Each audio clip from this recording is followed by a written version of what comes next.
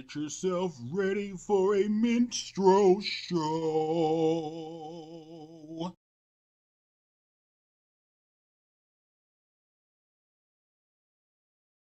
What in the all types of blue hell?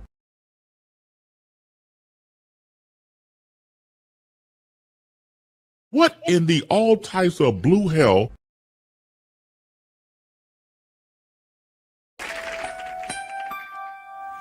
Lowered expectations. You're fired! You're fired! I'm done with life, and it's all Jermaine's fault. It's always Jermaine's fault. I'm done.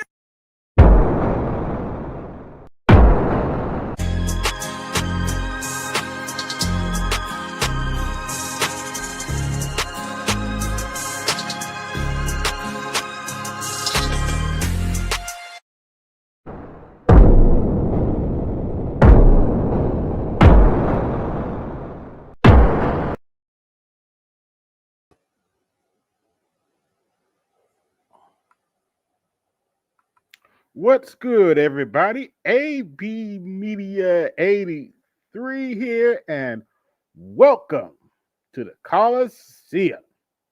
Hope everybody's doing all right tonight. Things are changing, and we need to be prepared. Don't panic, but be prepared. Things are changing in the government. Things are changing around the world. But we're black men. We don't have time to be scared. We only have time to roll with the punches. But let's get the show started. I'm gonna go ahead and drop the link for everybody to come up if you choose to do so. And we're gonna get the show started. Now, if you haven't noticed the poll I put out, I asked the question: do you give a shit that Gail King took a ride in space? And right now, the answer, the 100% answer is how can I say this? Hell no, to the no, no, no, hell to the no, hell to the no, to the no, no, no. Hey, what's going on, Snowman? You ain't shit for what you sent.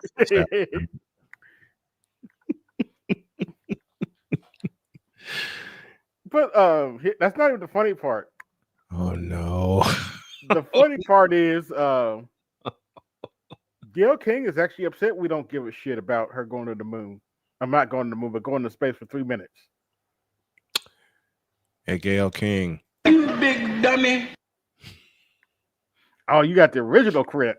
The original. You big dummy. Dummy. Dummy. Fred G. Sanford said it best on a Sanford and Son episode. For every dummy, there's a dummy. Mm-hmm. For every dummy, there's a dummy. Dummy. Dummy. Rest in power to the great Red Fox. Fox. Yes, sir. What in the all types of blue hell?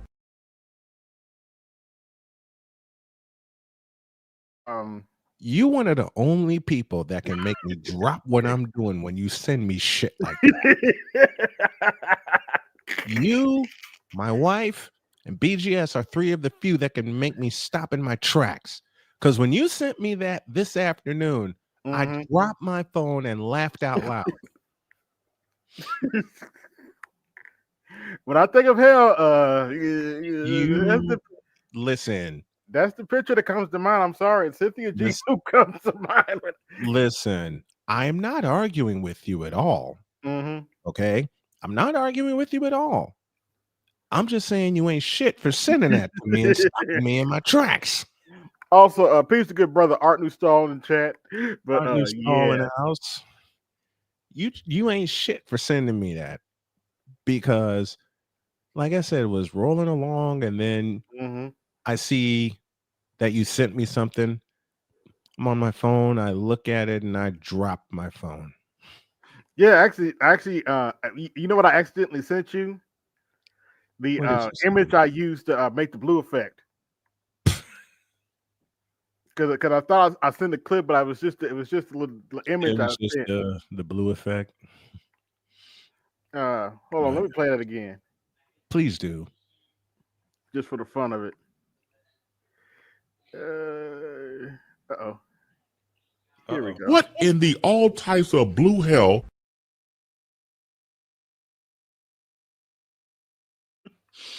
A shout out to my dear friend Chris Bass, who originated that question. Yeah, what in the all types of blue hell? Not just the blue hell, the all types of blue hell. He did that on my show. I was in the hospital and he said that. I turned it off. I was roaring laughter so loud. The nurses came flying in. Are you okay? I'm fine. I just have crazy friends. They went to the what does that say? Borough? They went to the manosphere, not space. The Oh, no, that's Moronosphere. Moronosphere. Okay, Moronosphere. I was like, Moronosphere. wait a minute, what does that say? Moronosphere. Yeah. Well, wait a Her and minute. Katy How Perry can they did go to how can they go to a place where they already resided?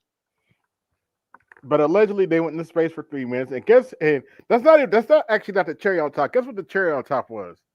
Oh, Guess no. who was waiting for Gail King when she landed? Nobody? No.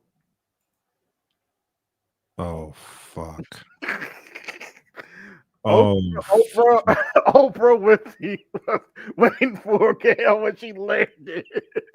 What? I guess she didn't want her carpet to go with it. I guess she was worried about her carpet. Oh, let me shut up. Oh, I shouldn't have said that. Now that's some bullshit. Yeah. Oprah was waiting for her carpet to come home. Let me shut up. Should I say that out loud? Yeah. I'll say it. Oprah was waiting for her carpet to come home, and believe me, it's a carpet. But anyway, let's look at a news clip about this. Oh no. 1, 2, 3, take up space! Yeah, that actually happened. Stay off the weed. Yes, all these heifers went to space for 3 minutes.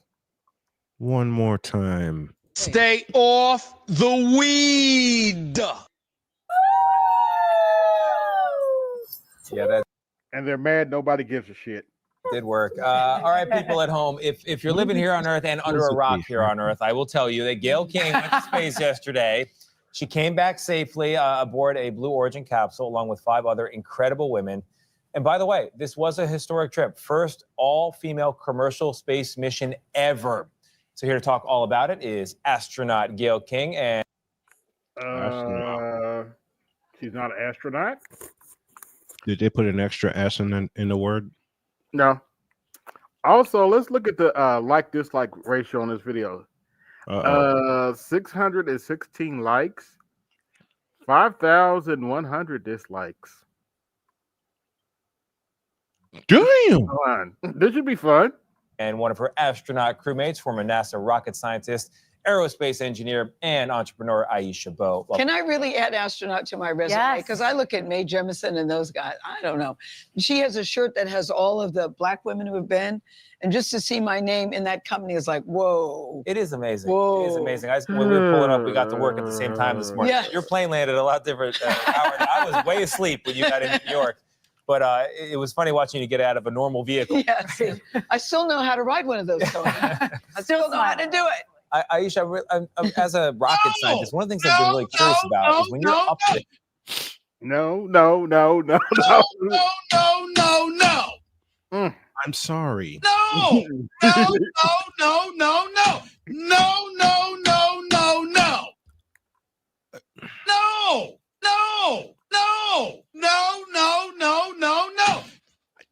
It's Hey, since he mentioned it, I gotta be petty for a minute. All my life I had to fight. I love Harpo, but I kill him dead before I let him beat me.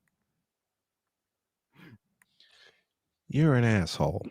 I love you, and I love the petty bone that comes out of you, but you're an asshole for making me Oh laugh. man. All my life I had to fight. Yep. There, and you're floating. There's no wind, right? So the capsule just sort of hovering for a second. Yeah, so we were up there. We Hey, had a Gail few minutes of King. microgravity. And what's amazing is you can get around with just the.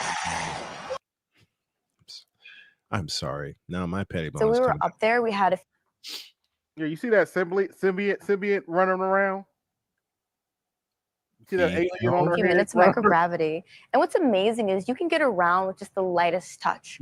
Before the flight, I was talking to Joan Higginbotham and surprised it Jeanette didn't Epps, who fly off. spend time in the International Space Station. And they were like, remember, easy goes it. And so I got up, I grabbed on the window, I saw Earth, which was beautiful, and I let go, and I almost immediately floated away. Wow. There was somebody upside Whoa, down whoa, whoa, in some stop. of the Hold on. videos. This You know is that was time, you? Oh, yeah. That was So, Time. Immediately floated away. Did I hear that right? It's being questioned on whether or not this alleged space flight even took place.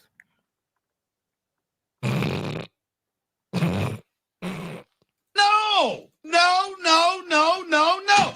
No! No, no, no, no, no! No, no, no, no, no! Continue. Oh, you ain't shit for that, W Space Wigs. Oh, that's good. That's a good one. Let's continue. Keep that one for later in the night. me and Amanda, we were upside down. I was trying to do everything I could not to be upside Gail, down. your I was always description- holding on to something, always. When you talked Upside about trying to down. get back in the chair, Yes. you're like a moose. And I laughed so loud because Vanessa, who was sitting with us, who had been on one of the Blue Origin missions, said it is so difficult and Yes. so hard. Well, because we were so well trained about when you go back to your seat, grab this, then put it on like a backpack, then grab that handle over there, put your feet. But I just was, and then the clock is ticking. But now you're in the I literally, I euphoria. said I got into my seat like a moose. I just sort of tried to get in and click something, whatever that was going to be, whatever it was going to. I just wanted to get back to my seat in time. The one thing I said this yesterday, I don't know if you remember, I said, you guys are the first. And the one thing Yes. I know in The first to do what? I hate to break this to y'all, but the first female astronaut took flight into space over 60 years ago. Oops. I'll say it again. That ain't the only moose that was floating around. Yeah. And Detro, Also- you ain't shit. Anti-grav wings. Wigs, rather. Anti-grav wigs. helping cover pioneers. When you're the first, you need others to follow for there to be more. They weren't the first. Have you already started hearing from people about the way this has inspired? I think you mentioned like a young girl that was there. This has literally inspired nobody. It's almost unanimous. Oh, did I mention how much they paid to take this 3-minute tour? Lay it on me. $350,000. For 3 minutes. Yes. Could have stood on the corner and got something for much cheaper than $350,000. $350,000 per person. For 3 minutes. Yep, and 6 of them went to space. $350,000 for 3 minutes. 180 seconds. That if you blink, you miss it. What is wrong with this picture?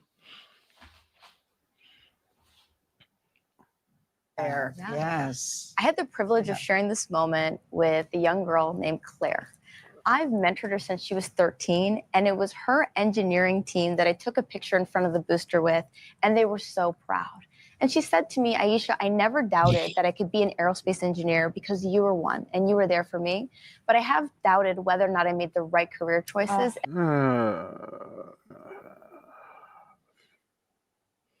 The feminism is strong with this one. And I knew that it was my job to make sure you came home safe. Well, I mean, just think about her for a second. You know, she was told your dreams are too big. You need to dream small. Yeah. Cosmetology school was a recommendation. But when I was little. Okay. You want to know why? You want to know why that dislike ratio is so high? One of the reasons it's because there have already been 4 legit black women astronauts. Yeah, keyword legit. There have already been 4 legit black women astronauts, but these knuckleheads are acting like went through the training. They're acting like they're the first. This was never my dream, but even if it was, I wouldn't have seen anybody that looked like me, either by race or by gender. Yeah. So the fact that we are the first, what I do know is that we will not be the last. Yeah. And that to me is very exciting. Gail, this is so surreal. You know, People Magazine named you an Oprah best friend. Yeah. So wait, you gonna launch Oprah into space too? Anyway. Best celebrity friendship. Okay, whatever. Well, No, I was hoping we would win that. Okay, all right. So then, congratulations. But no, it does speak to the depth of the friendship. Oprah was overcome with emotion. You've probably seen the video as you were a little grain of sand getting higher and higher in the sky. Do you guys ever reflect on being 2 broke girls in your 20s and now look at you? I think anybody who was watching us, loved ones, had that moment where you go up in the sky and then you disappear. Right. And then you hear this big Pause. boom once you disappear with it separating. And so imagine what it's. Please. Go back a little bit to that. Okay. Go back just a few seconds. Do you guys ever reflect on being 2 broke girls in your 20s and now look at you? I think anybody who was watching us. Please it.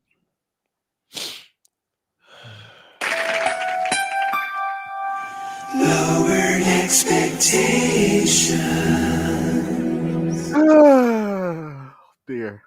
And thank you for that clear sound. I appreciate it. What in the all types of blue hell? Lowered expectations.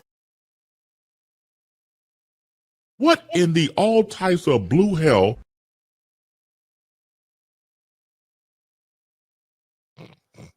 Screw it. Let's do it one more What time. in the all types of blue hell? Do it again. Do it again. Actually, I will do it again, but it won't be that one. It'll be... Lowered expectations. You're fired. Would anyone want to kiss those lips? No. I certainly wouldn't. And bear in mind, that's when they have makeup on. Huh? Wait. Wrong button. Huh? Stop the cap. Paul? Are you kidding me? That's when they have makeup on. Playoffs? Don't talk about it. Playoffs? You kidding me? Playoffs? Obligatory. Mm-hmm. But us loved ones had that. Go ahead.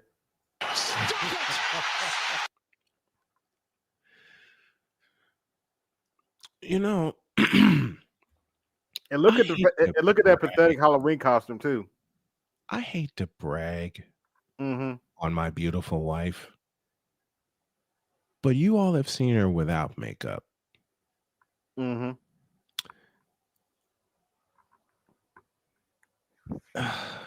I don't need to say anymore. I don't need to say anymore. The only day Jody wore makeup was the day we got married.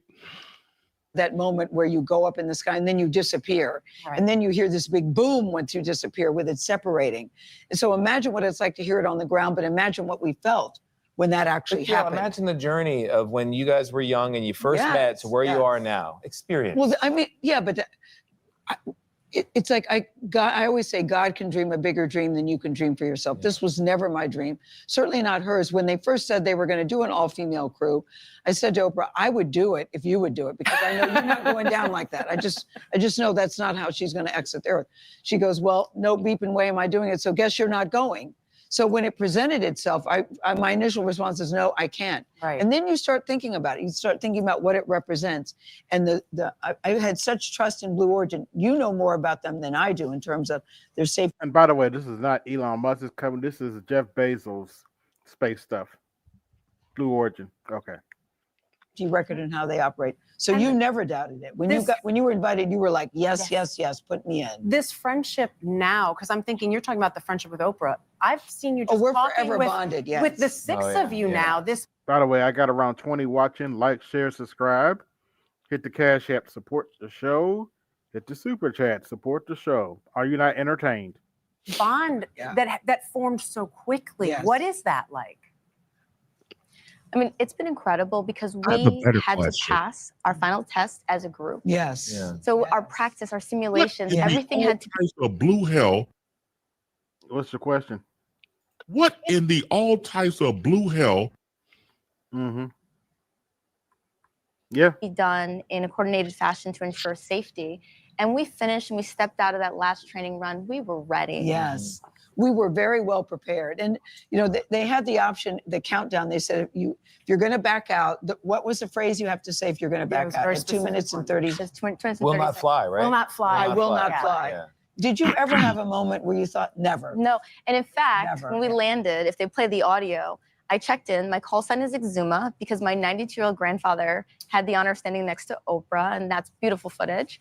And we got there, and they were like, "Are you okay?" And I was like, "BlueCom, Exuma, I'm okay. When do we go back?" Oh, She did say that, and I just said, okay, oh yes. What'd you say? I just said, happy to be home. I did not say ready to go back, not at this particular moment. I want to talk about your grandfather and Oprah, because your grandfather's night, did he even know who Oprah was? Yes. He did know? Okay. Yes. She's pretty famous. Yeah. She's I know, but I kind never of a big know. deal. So many people wondered what who did your he grandfather say? was. Yeah, what did he say? So he said, I understand that you were going to space, and I was really excited about it, but I was also comforted by Oprah. Comforted by Oprah? I love that. And he was he was just so excited. I mean, the trajectory that we flew is very similar to Alan Shepard. That's right. Yes. And in That's right. 1961, when NASA launched the mission, most people know that it took off from the United States, but what they do not know is it landed in Grand Bahama. Yeah. And so I actually flew in my flight bag, my Bahamian passport, and it's going to receive the space passport stamp, and it's going to go to my grandfather, who grew up in the time when they didn't have airplanes on his island, but he took an airplane to watch his granddaughter go to space. And you've got the Bahamas now pride of place in the history of space travel. You guys are. And I love Oprah and your grandfather hanging out. I know. love that. It is really cool. People really kept looking. They're like, "Who's the guy next? Who's the guy next to Oprah?" Everybody asked me. I'm like, "I don't know. We got to find out." Yeah, somebody asked, is that Gail's dad? No. No. I thought that was nice too. Gail, Aisha, I'm so glad you guys had a great time. It was such an amazing trip. Thank you very much for sticking with us today. Appreciate it. Yes. Oh, wait. What are you going to do with your spacesuit? Well, I would like my spacesuit to go to two places. One, there's a museum in the Bahamas, and then also here in the United States. Oh. So I actually asked for like two. And the reason for that is I wanted to have a memorial to the progress that we've made in the United States and in the Bahamas. God, I just wanted to frame mine and put it in my house. Maybe I need to think bigger. Yeah, there's your flight suit. You got to fly away from here. You got 9 more interviews to do before you can sleep. Oh, that's so sweet. Ahead, the stories that caught our eye. Stay with us. Oh, dear. What is that? What the fuck is that? So allegedly, it's Gail King. I can't believe you're here. Oh, you're going to say you can't? Well, I can't believe I'm all of that. alive. Allison, look, feel me. All my body parts. I caught up with newly minted astronaut Gail King. Fresh from her out of this world mission to the edge of space. It was surreal for me, but I feel so proud that I did it, because I would have never thought that I could pull this off, to be honest with you. Well, it's pretty incredible, especially considering I understand that you're a bit of a nervous flyer. I'm a very nervous flyer. I am too. And you could see the fear on your face. What is that? What the fuck is that? It's a clusterfuck. That's what it is. Says you rang that bell. I do regret that I didn't smile a teeny tiny bit. I wasn't aware that's how my face looked. What did it feel like when that Give me rocket this. is Now launching that's into space? bull. Fortunately, they told us that, listen, when it first lifts off, you're going to see the flames. We're going to see the flames. Yes, you're going to see the flames, and the capsule is going to turn bright orange. Don't be alarmed. I go, that's normal to see flames and the capsule turns bright orange. Yes. And then at some point in the flight, it gets very, very, very quiet and still. And that's when you just sort of look around and you see the planet and the dark sky and the neon blue line. And you feel, wow, we came from there. Wow. Oh, the moon. You guys, I have to tell you, look at the moon. Flynn, I gotcha. I always held on to something because I didn't want to involuntarily turn upside down. I was worried about the blood rushing to my head. When the all-women crew, including pop star Katy Perry and There's no gravity. Jeff Bezos' fiance Lauren So if you do go upside down, it's not going to rush to your head. Sanchez returned to Earth, they were greeted with great fanfare, but they also faced some criticism on social media, including from supermodel Emily Ratajkowski. Think about how many resources went into putting these women into space. For what? I'm disgusted. Literally, I'm disgusted. I was one of those people. Wow, why are you spending all that money?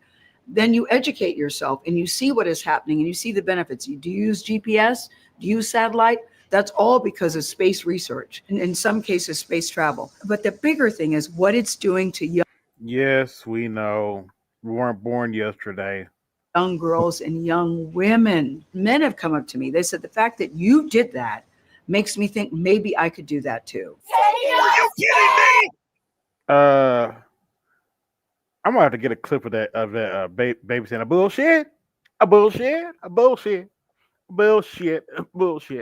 You might have it in 10 minutes. Bullshit. What do you want? Audio? Bullshit. What do you want? How do you want it? Audio or video? Audio. Stand by. Hey, baby. What you doing here? You ain't supposed to be home from work yet. What is this?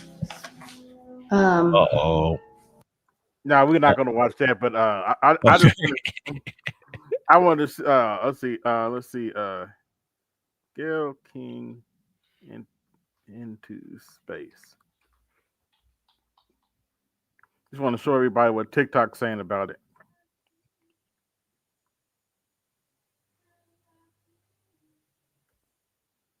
I don't like that people are calling it a ride. A ride, It was a ride. What you complaining about? You never see a male astronaut who's going up in space and they said, oh, he took a ride. We actually duplicated the route that Alan Shepard did. That's why it's called, this particular capsule is called the New Shepard. We duplicated that route. No one said he took that ride. Yeah. It's always referred to as a flight or a journey. So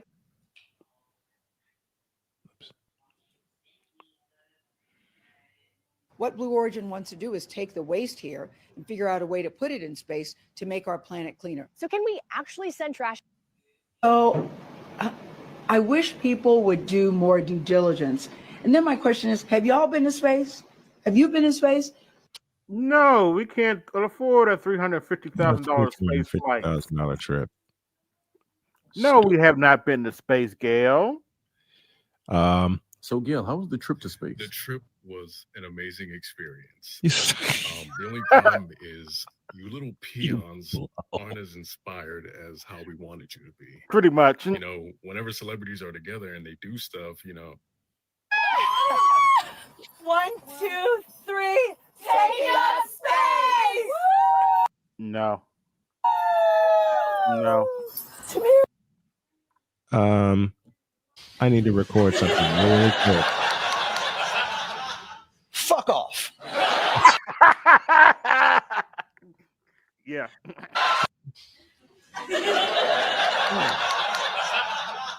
Fuck off. Kick up the dust. Play it again. It's very soft, Oh, yeah. soft landing Hold on, despite wait. this.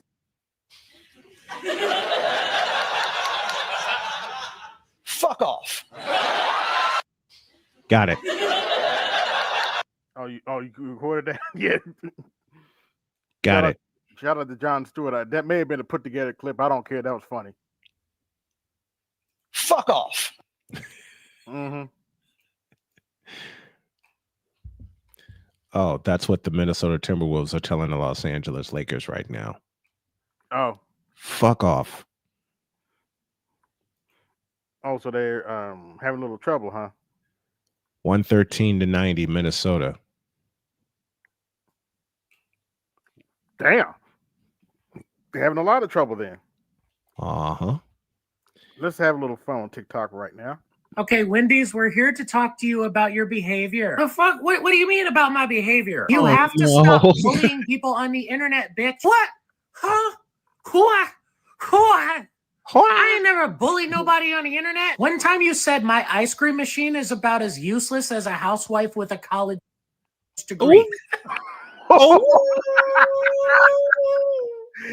But is there any lies told though? Again. I can't be found.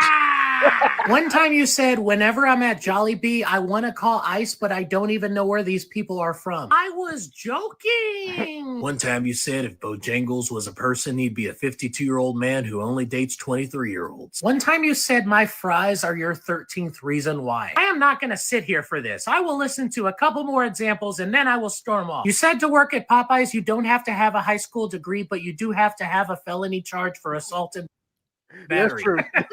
That's pretty true. That's so fucking funny. You said the only thing that scares me more than the LGBTQ community is chicken with flavor. Like, seriously, Wendy's, this has to stop. Boys and girls, ask yourself, is Wendy's really a bully, or are all of you a bunch of pussies? Finally, someone speaking my language. In the club, we all fam. Wendy's, you have to stop this madness, bitch. I need to stop this madness, bitch. Your mascot is a clown who hangs around kids. What I'm trying to say is you need to fire Drake. Good one, Wendy's. America, you're seriously okay with this? Bitch, Wendy's made Katy Perry cry. Yeah, I'm okay with this. Haha. Where's the beef? That is not your slogan, bitch! Also, I can't decide between an appropriation joke or a diarrhea joke. Boom, roasted. Damn. Sorry, I need to laugh for a little bit. Let's look at some of Carter's other videos. In fact, I think he did one on them going to space. Did he? So I can find it. Oh, jeez. Can I help you? Y'all really took our shit. I don't understand what you're talking about. Yeah, I'm sorry. I don't get it either. Bitch, Friends is just living single with raisins in it. What the no, it's not. Could that be any more false? Like, for real, y'all took everything from our show and made your show, and then it became way more famous. Look. Any lies told? No lie. I don't see any lies told though. It's not our fault that your show is on Fox and ours is on NBC. We kind of no lie there. Wait, what? And honestly, I take responsibility. You know how I'm like an empath and a psychic? Not really. Like, that's literally not even kind of true. Well, you know, I am. Suck it. And I predicted that this would happen, and I did nothing. I feel your guilt and your pain, and I forgive you, Phoebe. Sinclair, no, the fuck we do not forgive them. Khadijah, I have some crystals, and we can work on that negative energy. Girl, if you don't get them crystals away from me, I'm gonna pop you. I'm the dumb one. Oh, so you're kind of like our Ross. What? No, Joey, you're the dumb one. Bitch, you've been married 3 times, you have 2 baby mamas, and you study dinosaurs. You are the dumb one. Got him. Anyway, bitch, y'all need to run us our money. Okay, you can't hold us financially responsible for this. Either we gonna catch a check or you gonna catch a fade. What's it gonna be? Is everything okay here? What the fuck is Richard doing here? Bitch, who's Richard? He's my ex-boyfriend. Okay, daddy issues. When did you meet him? Oh, they've known each other since we were kids. Can't keep getting away. What the fuck? Wait, what? This nigga ain't shit, man. Oh, I was friends with her dad. You sick fuck! Certified lover boy, certified pedophile. What? Go fuck him up. Yeah, now that I think about this, y'all dating was so fucked up. Like, the age difference is rough, but that's not that big a deal. But what's disgusting is that this is a grown man who watched you grow up and then decided he wanted to fuck you. Oh my God. That really was fucked up. What the hell is wrong with me? What the hell is wrong with you, Richard? Monica, listen. Don't come any closer. Matter of fact, get the fuck out of my apartment. Get the fuck out of my apartment. Yeah, that's right. You heard her, Magnum PI. Get the fuck out. I can't believe we never realized how wrong that was. Yeah, the 90s were wild. Yeah, I'm gonna go and see if I can split a cab with that guy. Bitch, the fuck? Hey, he didn't know me when I was learning the facts of life. You get it? Damn it. We are living. So, Waffle House, has anybody ever stepped up to you and been, hey, America, what's going on, Always a bitch? How funny about one. you get some Italian food? I mean, do you have any recommendations? Bitch, I was talking about me. Are you really Italian food? Bitch, what the? Oh man, it's funny. How? Hey, you'll never be as Italian as me. Fasolis. Hey. Bitch, ain't nobody worried about you. Ah, forget about it. Goodfellas. We got the spaghetti. Bitch, all of us have spaghetti. I mean, like McDonald's had spaghetti at one point. The fuck? Yes, but mine is made in a factory. All right, you gabagoo. Let me tell you what you're gonna do. You're gonna come over here. You're gonna get the pasta with the gravy, and you're gonna fucking like it. You understand me, capiche? Oh, you fancy yourself a fucking wise guy, huh? That's what you are. Yeah, that's right. That's what I am. Now, why don't you go and get your fucking shine box? You motherfucker! You know, let him go. Let him go. He's fucking feeling strong. Keep him here. Keep him here. You all disrespect me. You disrespect the island of Italy by not putting me earlier in this video. Bitch, is this racist? I feel like this is racist.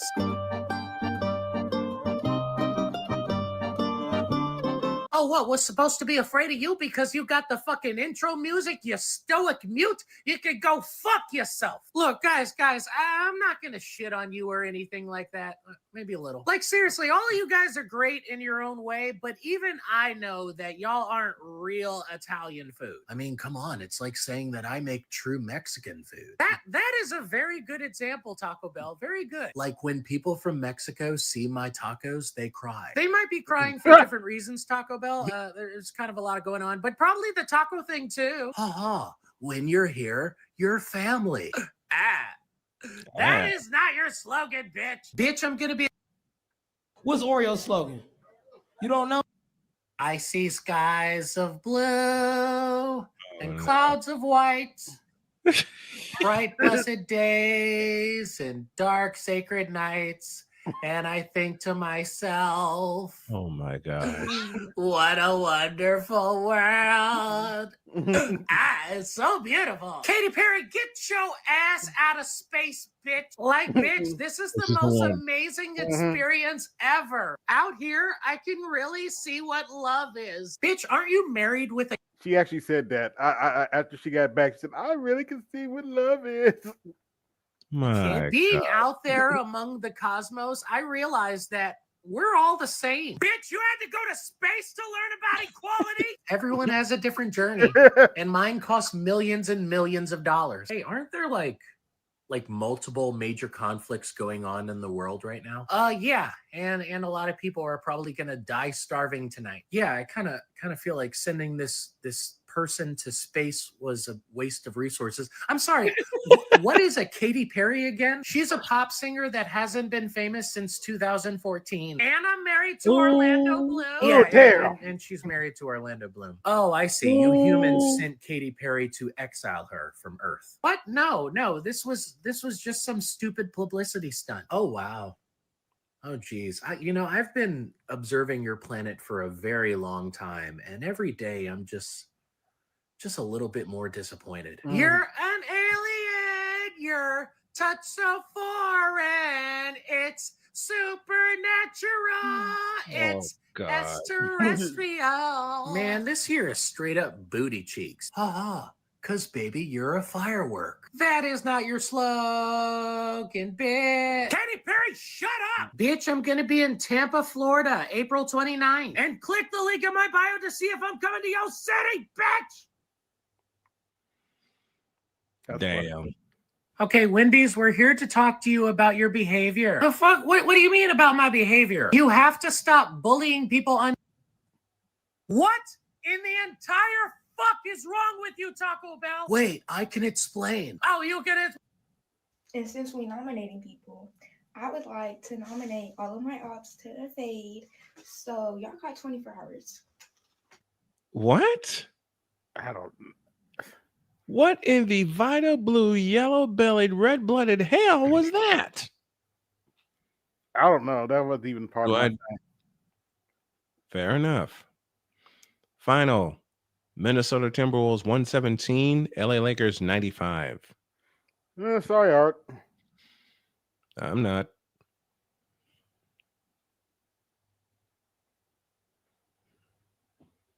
Oh, this one's pretty funny. What I tell you about talking in public, huh? Hey, real men don't put their hands on women, bruh. You keep your hands to yourself. Fool, just because you forced to keep your hands to yourself don't mean I am too. Boy, f you. And I ain't gonna tell you again to keep your hands to yourself, or else. Or else what, huh? The hell are you gonna do? Or else what? Or else I'ma handle you. You gonna handle me. That's what I said, isn't it? I'ma handle you. Fool, you can't even grab a door handle. So what the fuck makes you think you can grab me and handle?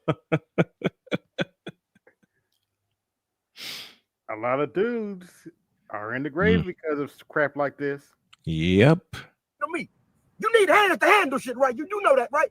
Handle. It's literally in the name. They go hand to hand. What the fuck is the matter with you? I said what I said, bro, and I'm gonna stand on that shit. Leave her alone right now, or I'm gonna handle you. And how the hell do you plan on doing that? Please tell me. How? Oh, trust me, bro. You don't want to find out. Oh, trust me. I do want to find out. I looked at y'all. A man with no hands is gonna handle me. Show me. Do it. I ain't gonna warn you again. Leave her alone right now, or I guarantee you I'm gonna catch a case. Fool, you can't even catch a football. How the fuck you think you about to catch a case? Only thing you probably ever caught in life was a cold. And you most likely had trouble catching that shit too. What the fuck are you doing right now? Bro, leave her alone right now, or I guarantee you I'm gonna knock you out. Knock me out with what, huh? Your feet? Because I know you ain't finna do it with your hands. You ain't got none. I warned you. Now. As an Aquarius, and I feel like I can speak. 51% have attempted suicide, 48% have become homeless, 47% have become addicted to drugs and substances, and 29% have actually had to engage in sex work. You're not going to guilt me into accepting him as a woman because you feel like if he makes a bad decision, that it's going to be my fault. No. If he were to listen to me, I wouldn't have to worry about those things. Because let's talk about some of those numbers that you mentioned. Even when Joe Biden, during his presidential debate, was talking about legalizing. Making up stories that never happened for views is an all-time low. And a lot of y'all men, y'all really been doing that lately, and I'm clocking you. So John already called out this first creator who got on here lying about being at Costco. Couldn't even say Costco right. He kept adding the S. I was at Costco's. Couldn't even get the name of the store right. We know you don't shop there. Anyway, lying about being at Costco and talking about some young dude was with a girl and he didn't open up the girl's car door when they got in the car, so he opened up the girl's car door for her. Stop the cap. Stop the cap. That's Stop my the cue. cap. That's my cue. Stop the cap. For real. Stop the cap. You think that we believe that truly happened? No, it didn't. No, it didn't. Because let me tell you how it really would have happened. Had you done that, that dude would have went off on you and possibly fought you, right? And fought you to the possibly tiger uppercut point where you probably would have. Don't forget a hook it, sure hook it. The first thing that would have been said was, "You know what? That makes me mad." Then came a and fire and sonic boom and tiger uppercut to finish. Got beat up, and you got beat up so bad that you would have never came to TikTok to tell us the story, right? No man is really gonna sit up there and let you open the car door for his girl, right? The story don't make sense, and you could just tell that it was something silly that you made up for TikTok to make it seem like you're such a stand-up man and you know how to treat women. But anybody with common sense know the story sounds stupid. Then I just seen this one with this young dude who said he linked up with this IG model, and on the first meetup, she just kept on begging him to eat her groceries, right? And so he finally was about to. Now that's some bullshit. Why would you be online talking about eating? You do know what he means by eating groceries, right? I do. Give in, and then they was gonna do it in the car. So she was bent over the middle console of the car, and he just so happened to have some wet wipes, and he swiped the wet wipe down her butt crack, and it came back dirty, right? With some. Are you kidding me? As he said it, right? You think that a bullshit? Are you kidding me? Bullshit. Now that's some bullshit. Believe that. You think that I believe that if you got the chance to be with one of the IG girls that you be stalking and fantasizing and lusting after, that you be bold enough to take a wet wipe and swipe? Let me do this real quick. Where'd it go? Mhm. Where'd it go? It's right here. I got to record something for about 10 seconds.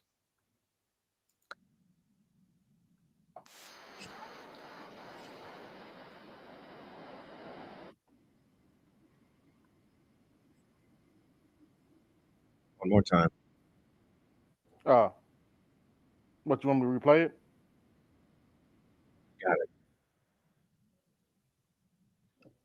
Got it. Wiping down her crack. Sell it to somebody else because I ain't buying it. I ain't buying it, right? I know how y'all men get when y'all get with girls that you really like, right? They can do no wrong and you absolutely not gonna question. I could say this with a straight face. You will never see me lust after an IG model. Nor I. And if you think I'm lying, I know far too much about photo manipulation to fall in love with an IG model. I think this is the sound you're looking for. A bullshit? A bullshit? A bullshit. How's that? Play it again. A bullshit? A bullshit? A bullshit. Yeah, I can hear me in the background, so you might have to re-record it. Shit. Okay.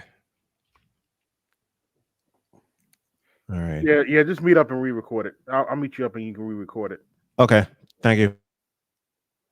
But yeah, I know too much about photo development to try to get with an IG model. I just do. Also, I honestly don't believe in being in chicks' DMs like that. Hell, I don't like when they're in my DMs like that. So why would I bother her by being in her DMs?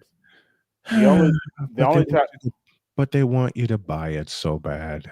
Yeah, I know. Some of them want you to be with them so bad, but also, yeah. Anyway, let's get back. Let's go on.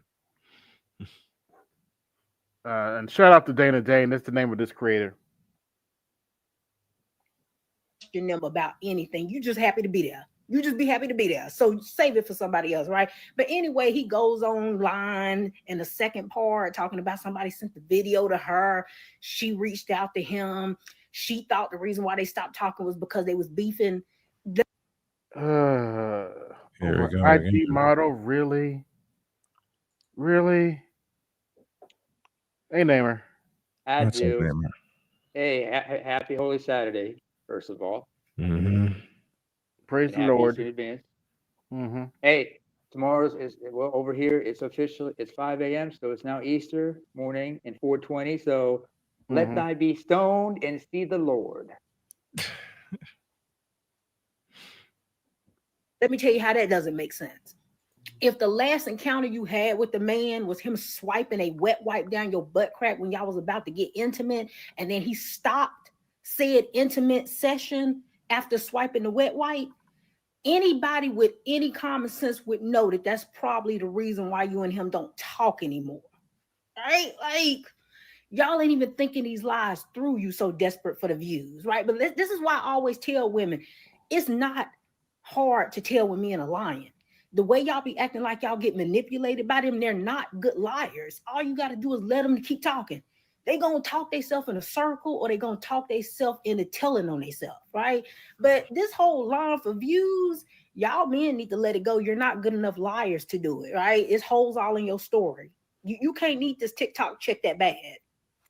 Making up stories. I watched a lady online. She said something. I would never trust an overweight prophet. Good night, because he can't. Oh, because he don't fast. He don't fast. Sure don't. So when you walked in, I said, this.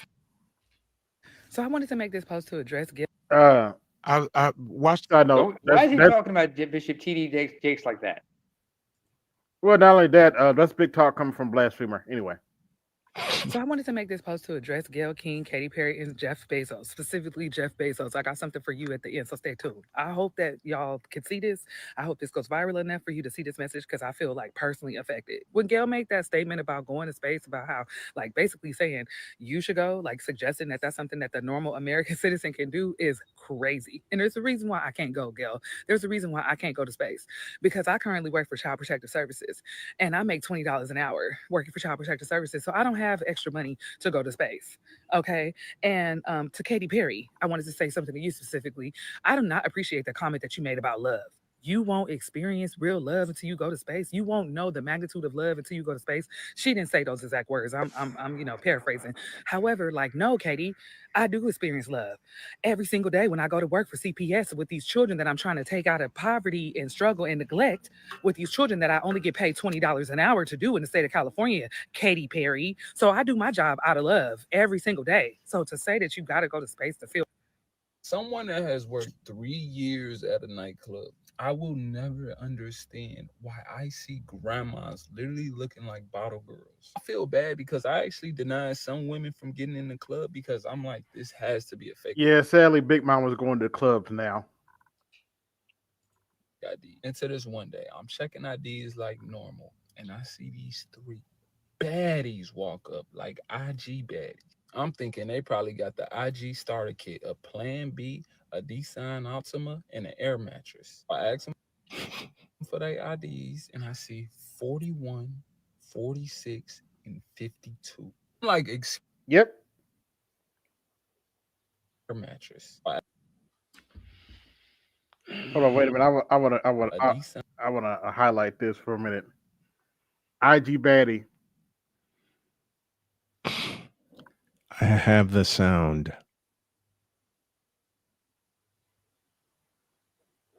Actually, we're gonna skip all that. We're gonna go to my post for a minute. Have a little fun here. Have a little fun here, folks. By the way, I got 33 watching. Like, share, subscribe. Hit my Cash App. Support the show. Hit the super chat. Support the show. Anyway, let's go to my post here. Let's see, post.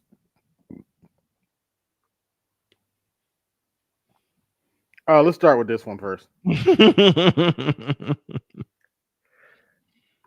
As you can see, we have a picture, a little comic here of Jasmine Crockett and her super simp. Help! Help! I'm a minstrel with no damn sense. Don't save me. I don't want to be saved. Well, not by you. If it was Chris Evans, then she'd be changing her tune. Chris Evans can't save her either. You sure about that? No. I said I bet. No, and I know he likes Black Coochie, but no, he can't save her. He has no incentive to save her. She's like 45. Anyway, here comes the Sid. Here I come to save the day. Don't worry, Jasmine, I'll save you. Even though she says, I don't want to be saved. He did what? Here I come to save the day. I got a better intro, but we'll do that afterwards. Dear. But that's not the one I wanted to show. This is the one I wanted to show. Oh God. Action figure, the baddie chips set. Is that a bag of Cheetos? Yeah, no, a bag of flaming Cheetos. Oh, okay. Even worse. Eviction notice. Plan B rollers. Here's my favorite part. You see the little logo right here? Accountability not included. Are you kidding me? Oh, my bad. That's a negative bank balance too. Oh, on the phone. Right. Negative bank balance. Right. I'm thinking that's a pair of rollers, if I'm not mistaken. I don't want to know. Which one? What? That's a key fob. The one next to the phone. No, that's a mattress. Yeah, that's an air mattress. mattress. Oh, That's air an mattress. Oh, okay, that makes sense. Yeah. Yeah, and that's With a no bed frame. Nissan. That's the key Mhm. to a Nissan right there. Mm. Or baby Benz, who knows? Oh, that's a Nissan. All right. Yeah, At that least it is wasn't a Mazda. Yeah, that That's is a Nissan. It's a Nissan. I know the logo. Mm-hmm. But Plan no B. accountability whatsoever. Yeah, that's a Project Kim. That's a Project Kim K right there. It looks like Travis Hunter's old lady. How do you fuck that up? That's what I say every time I see this Disney Snow White. How do you fuck that up? How do you fuck that up? And that's how I sound at times in real life. Mm-hmm. But R.I.P. to what's his name, William Hurt on that one. Yeah. Is it William Hurt? No, I keep getting the two guys mixed up because William Hurt was in that movie. Mm-hmm. What I was gonna say was, excuse me for my tongue all messed up, but faster than a woman can experience faster than a woman experiences a hot flash. More powerful than a eunuch busting a nut. Able to drop his standards in a single drop. Stupid. Look, it's a mosquito. No, it's a kite. No, it's Captain Save-A-Ho. Now I'm gonna have to make one of those. BGS has one with the blue suede shoes and everything. Hell, their intro, their theme song is Elvis Presley's Blue Suede Shoes. Yeah, I said it. I might have to make one. Uh-oh. Oh, play for Namer what you sent me. Oh, hold on, wait a minute. What in the all types of blue hell?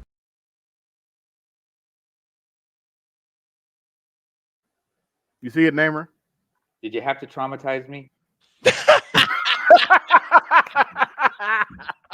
You know what? Play it again. Play it again. What in the all types of blue hell? Oh my To goodness. that I say, what in the Dennis Rodman in a bridal gown? It's a good thing. It's a good thing. You know, I took a good long dump before I came here. Mm-hmm. You're fine. That would, because if you didn't, that would make you. Mm-hmm. I would have been stinking up the joint, worse than ODB. You'd have been stinking up the joint worse than the Lakers did tonight. Yeah, I don't think I can stink that bad. If I was going, Get yourself ready for a minstrel show.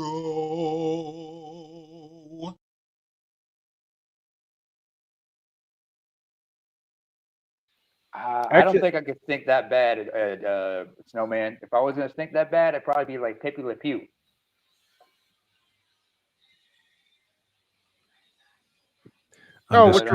I'm distracted because my wife is playing the live version of Bohemian Rhapsody, which is one of our favorite songs. Oh, speaking of Pepe Le Pew, fuck Warner Brothers for not letting Pepe Le Pew be in Space Jam because he was too offensive. Fuck you. No. Actually, that was a good thing. That was a good thing because they already had one stinker. It is. I mean, LeBron was in it, right? Point. You know what? That is a good point. That is a good point. Great point. Not enough. This movie was not big enough for two stank ass motherfuckers. Point. Great point. Point taken. Great point. Great point. All right. And to this day, if Pepe was in it, we couldn't be able to smell his LeBron's funk because Pepe would be masking it. Mm-hmm. What in the all types of blue hell? Or that could be masking it, but I'm not going to say anything. Hey, by the way, Snowman, did you catch Base's show earlier today? Man, I slept in. That's all right. We got home. We went out. We had date night last night after my baseball game. Came home late and passed out. How was it? How was the date? Let's see. You know, give me this bell. Uh-oh. Uh-huh. Uh-oh. It's time for our favorite Saturday Night Coliseum game. What were they thinking? That hit parole officer over there. Let me set it up. Mm-hmm. So we frequent Applebee's. Okay. So we went Good salads. yeah. Decent shrimp pasta, decent spinach dip. Yeah, go ahead. Speaking of my beauty, Hi, Jody. hang tight a minute. Yeah. Bohemian Rhapsody, perhaps? Excuse me, Snowman. Understood. Excuse me, Snowman. Jody's Go on, Lucy. one of Jody's best lines she just said right now. What gets me through homework? Wine and Queen. All right. She was listening to the best of Queen. I get it, but ask her if she ever listened to the Muppets cover of Bohemian Rhapsody. She will tomorrow because I'm gonna find it. The Muppets. It starts off with with Gonzo and the chickens. Yep.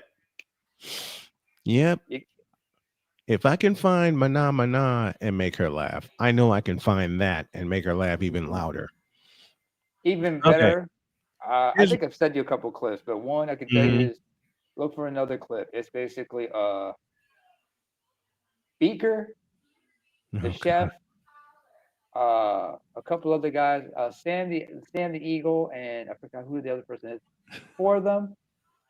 They do a acapella cover of "Smells Like Teen Spirit" by Nirvana. Oh, no. Anything with Beaker in it, I'm gonna laugh.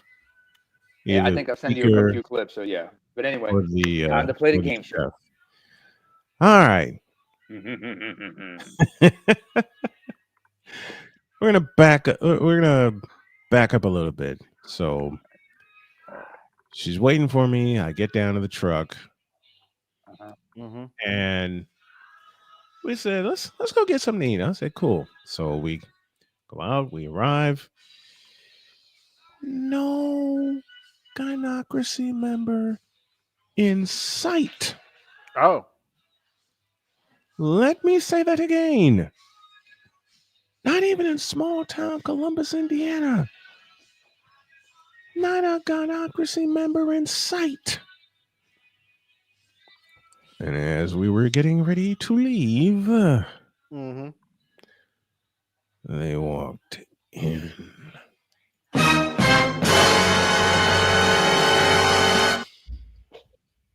You spoke too soon. Way too soon. What do you think they were thinking? He must be the parole officer.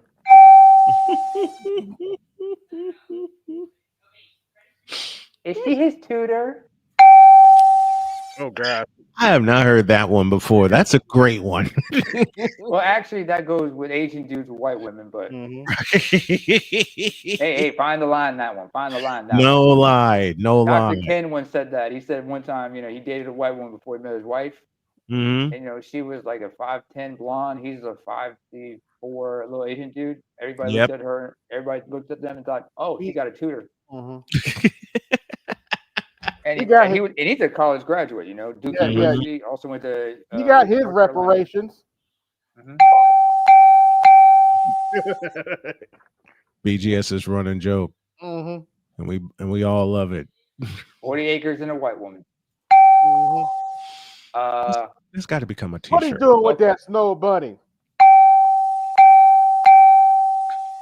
That snow bunny stole my man's. With the S on the end of it. This is gonna sound. It's gonna be messed up. What I'm about to say. Tell Dr. Umar. Fuck you. Okay. He only hunts mud sharks because he can't deal with the big, deep blue whale. I'm sorry, but I had to say it had to be said. Don't be. Mm-hmm. All right. Some of them were looking at me going, What is that? What the fuck is that? because they had frowns on their faces and we didn't. Wait, He can't is she with a handle black man or hold did on, wait that a minute. one? Oh, go ahead. He can't handle strong women like me. And If in he did, he ended up going response, to jail. wait a minute. I forgot where I put that. And in response, my wife said, You big dummy. Mm-hmm. I'm independent. He's supposed to be with me. "You asshole." You know he's with her because she got good credit. Damn, I I'm want an to walk. Do that. I'm an independent answer again. Let me hear that again. I'm independent. He's supposed to be with me. Ouch. You got hit with reality. I got one for you. Actually, I got another one I need to record. Go with it. I'm an educated.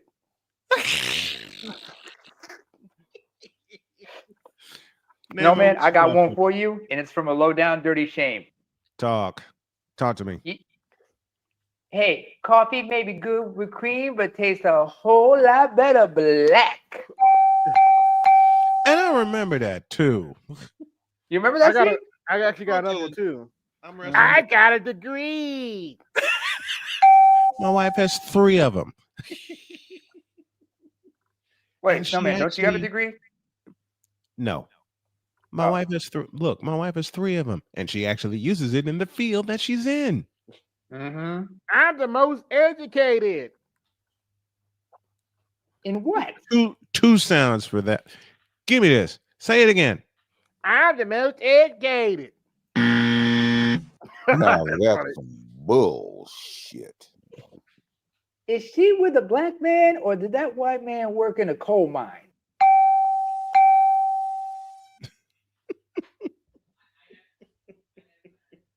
You know she's with him because of the BBC.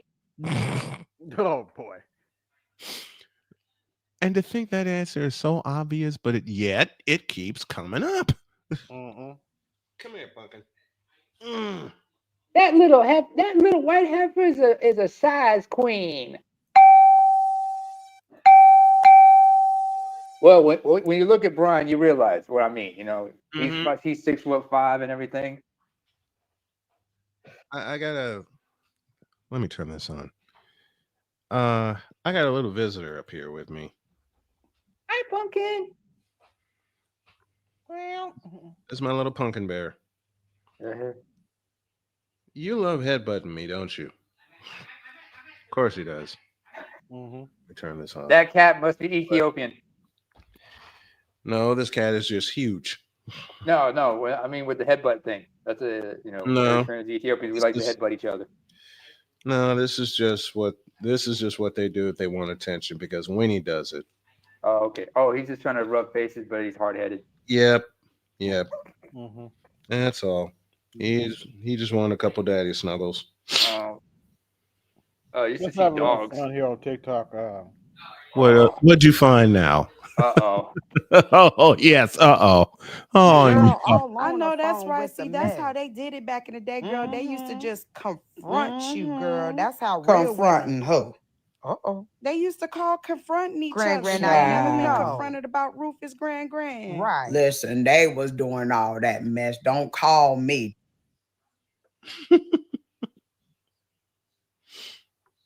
Who in the Rick James slapping the darkness out of Charlie Murphy was that?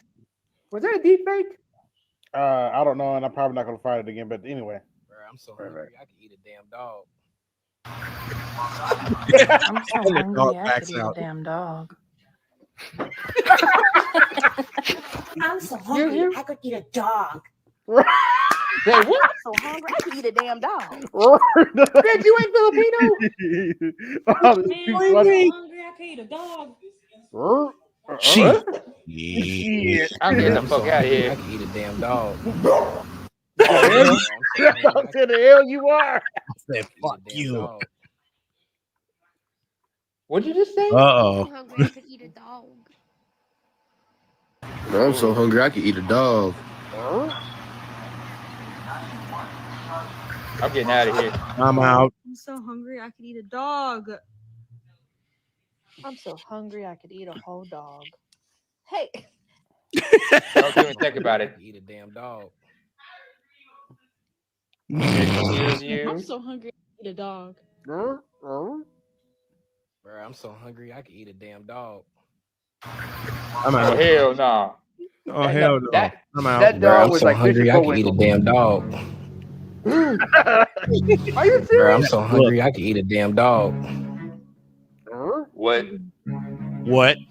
Bro, I'm so hungry I could eat a damn dog. Excuse me? Bro, I'm so hungry I could eat a damn dog. Wait, Bro, I'm so hungry I could eat a damn dog. AB, Bro, I'm so hungry I could eat a damn dog. I'm so hungry I could eat a damn dog. AB, Bro, AB, so please hungry, pause I it could for a eat minute. Damn dog. Please pause. I like that one. The Rottweiler who had the glasses on and gave you that look down. Uh-huh. You know who that reminded me of all of a sudden? Who's that? Senator Chuck Schumer from New York, because the way he do press conferences, where he has his glasses like on his nose, and he be looking at people in a condescending way. That's a Chuck. That was Chuck Schumer's dog. I should have known that was Chuck Schumer's dog. I didn't know he had like Rottweilers. Yeah, I got Same prescription glasses. I got 23 watching. Like, share, subscribe. Hit my Cash App. Support the show. Hit the super chat. Support the show. Support your interests. Yep. wait. What was that? Art said. Oh, he's just greeting you. Oh, hey, Art. Hope you had a good Eve. I'm so hungry I could eat a dog. What? That dog said, that. I'm so hungry I could eat a damn dog. I'm out of here. I'm so hungry I could eat a dog. Oh, I'm out. I'm out. I'm out. Bro, I'm so hungry I could eat a damn dog. I'm so hungry I could eat a damn dog. Excuse me? I'm so hungry I could eat me a damn dog. I'm so hungry I could eat a damn dog. I'm so hungry I could eat a dog. Bro, I'm so hungry I could eat a damn dog. I'm so hungry I could eat a damn dog. I'm so hungry I could eat a dog. I'm so hungry I could eat a damn dog. Bro, I'm so hungry I could eat a damn dog. That right there. You know, I've had chicken, I've had duck, I've had cow. You know what I haven't had? Dog. Never had dog. The dog like that look. Motherfucker, I know you ain't Filipino. Get the fuck away from me. Just need a little piece, all right? Just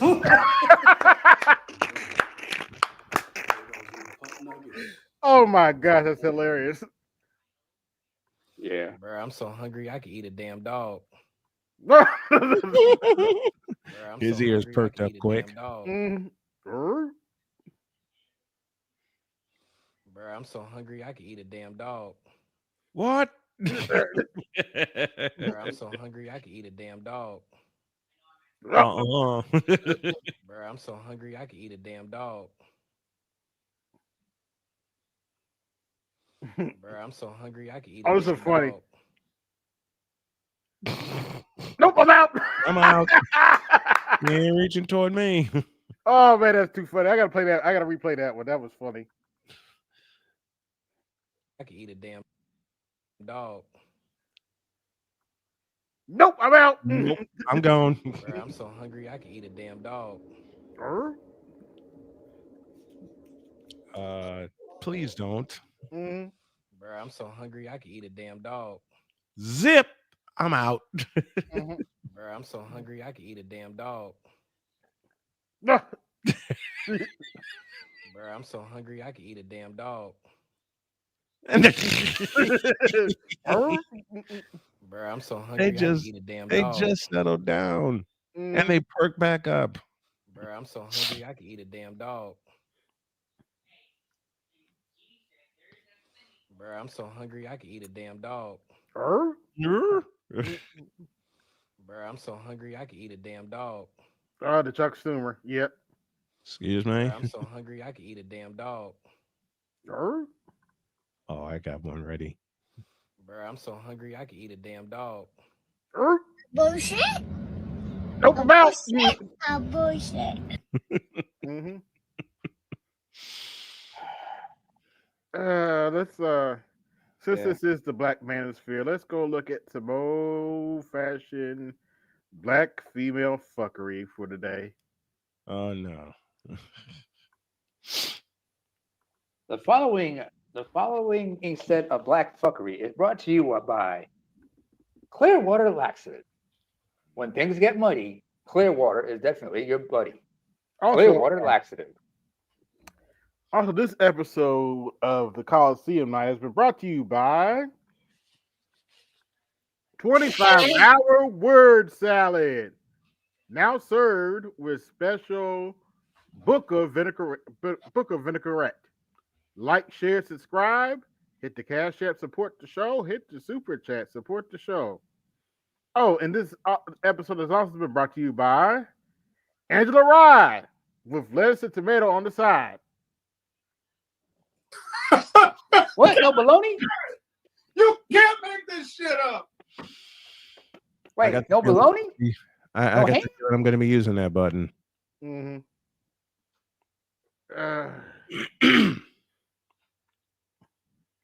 for real. Y'all be cheating on y'all boyfriend and y'all get pregnant. Why do y'all tell on yourselves? Just let your boyfriend be the baby daddy. Just let it be. You don't have to tell him nothing. And when he gets to question you, gaslight him. Like, so you really think this not your baby? Even threaten him.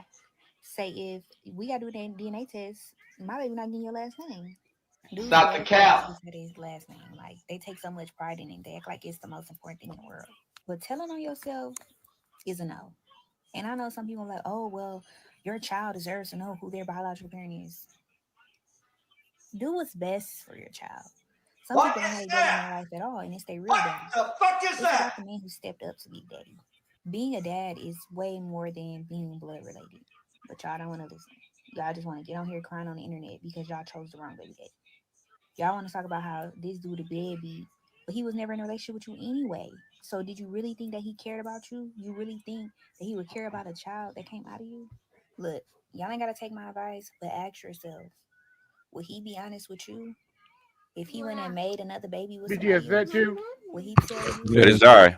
He gonna let you find out on your own. Different icon. No, that's my master teacher's avatar. I'll change it. Oh, okay. It's the master teacher, man, in the hot corner. You just saw it a couple hours ago, man, with this avatar. I'm tripping. But anyway, this is I'm sure this is typical for you. Okay.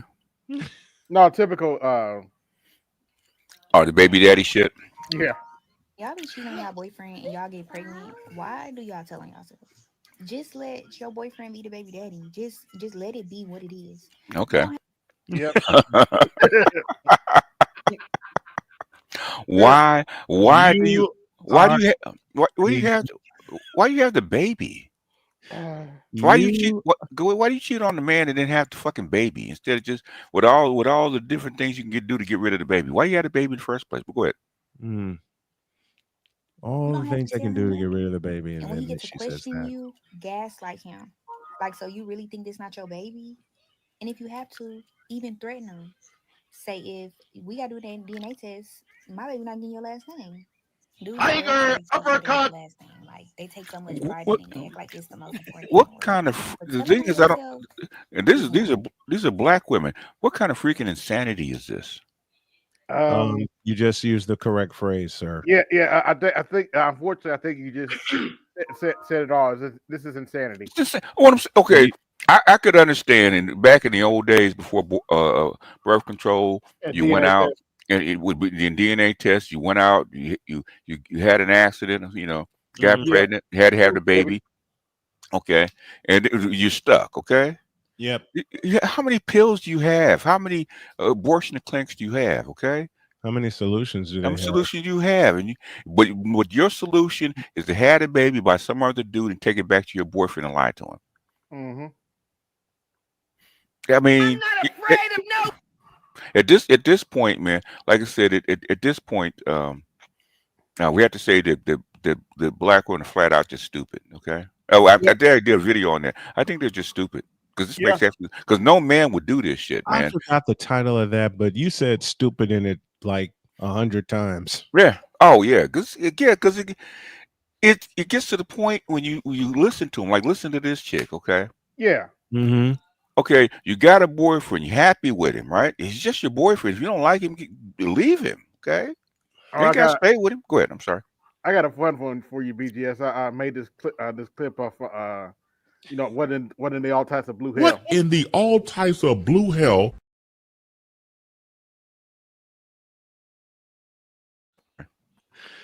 I may have to get Master Teacher to record that question so I can have both versions.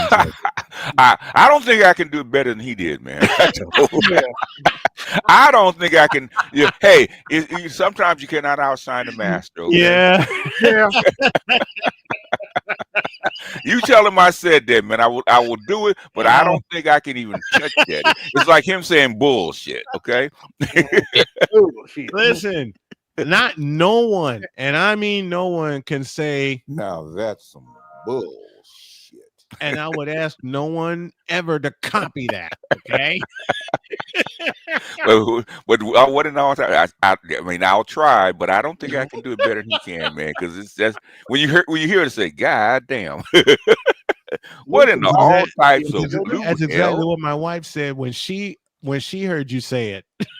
What's that? The bullshit. The bullshit. Oh yeah, because she's from the Midwest, so she probably fell out laughing. She did. She did. She's a 9th generation Hoosier, but she's got that little piece of Southern twang with it. Yeah, twang in it. Family is from Kentucky. Yeah. Oh yeah, she picked it right up on it. Yeah. And she also, hell, we lived in North Carolina for 2 years. Yeah. So the twang was all the way out. I gotta tell y'all this. One night, Jody worked late. I worked late. We were living in North Carolina, and they had this gas station chain called Sheetz. Mm-hmm. We were just about asleep.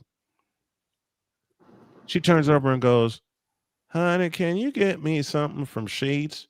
And I sat right up and I said, "Baby, is that you talking in your sleep?" Turns out she wasn't. I be doing this. I lie. Like I be lying. Like I be most of the time if I'm going to gas stations in the middle of the night, that's where I'm at. They fucked up when they got that self-checkout. Yeah, man. She just 24/7. Y'all in the Northeast is basically what Wawa is. Especially at Sheetz, I could get in, get what we need, and get out and get back home. Yeah, like they got the self-checkout, all them other because Sheetz also serves food. So those people can focus on food. What about unless somebody absolutely needs cigarettes or something? So yeah.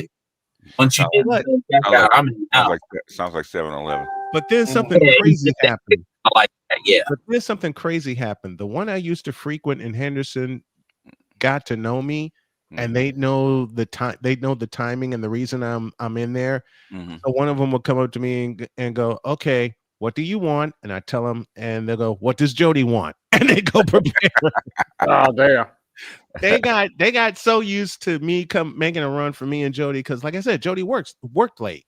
Okay. She'd work from 2 to 11, and she'd be so exhausted, and she never got a chance to get dinner and go to sleep at a good time, And I'm up at 8 o'clock in the morning at the time doing my show. They got so used to us, man. Hey, what do y'all want this time? The regulars, huh? I'll say here. We were you are black and you are 6'5", man. Yep. So there's not that many. Okay, you're easily spotted. Okay. Oh yeah. Mm-hmm. Oh yeah. I stuck out like a sore thumb, so they got used to me real quick. Yeah. So yeah, what was that clip before I came up there that y'all was showing? Go ahead, show it. AB about the chick talking about baby daddy. Oh, okay. Let me pull back here a little bit. I was cheating on him, Leilani. That ain't. Oh, wait a minute. I'm not afraid of no. We're gonna come back to that one. Y'all be cheating on y'all Take your time. boyfriend and y'all get pregnant. Why do y'all telling y'all this? Just let your boyfriend be the baby daddy. Just let it be what it is. You don't have to tell him nothing. And when he gets to question you, gaslight him. Like, so you really think this not your baby? And if you have to, even threaten him. Say, if we gotta do a DNA test, my baby not getting your last name. Dudes love for their kids have their last name. Like, they take so much pride in it. They act like it's the most important thing in the world. But telling Because on it's yourself mine, stupid. is a no.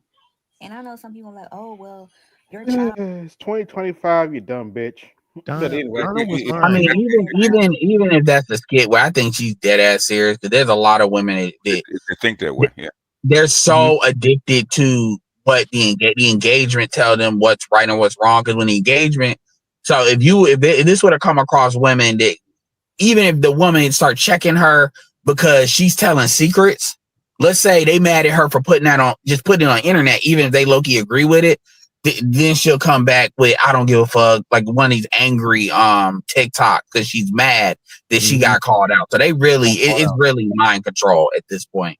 But the thing is, man, this, it's only certain dudes you're gonna be able to run that play on, especially in 2025. Like usually dudes actually got something to lose. They gonna ask questions, they gonna get it checked. I don't know what dudes y'all think y'all dealing with. The problem is, and this is the issue, okay? Because you're thinking about just unattached dudes, okay? If the dude's been going with a chick for a while, the family knows the chick. Okay, chick get pregnant, she walk around pregnant, the family's gonna put pressure on you. So they ain't him because that happened to That is true. That is it happened to my true. son and my nephew. I had to get in their ass, go get this bitch checked. Okay, we just showed that skit about the I remember that a couple days ago.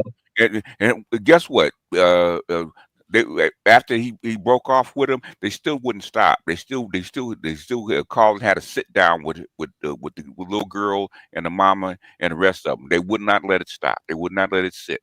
Okay, they wouldn't. They're ready to They would develop not a let him relationship rest. with that child and everything. Yeah, you gotta get this. Go ahead. That ain't your business, and it damn sure ain't your place as a child. First, I was cheating on him, Leilani. That ain't your business, and it damn sure ain't your place as a child. First of all, look, girl, who are you talking to? First of all, you're making it my business by taking me to the guy's house that you cheating on my dad with. You are a married woman, and I'm just a child, and I'm still more loyal than you. Little girl, you are punished. Don't touch no game. Don't touch no game.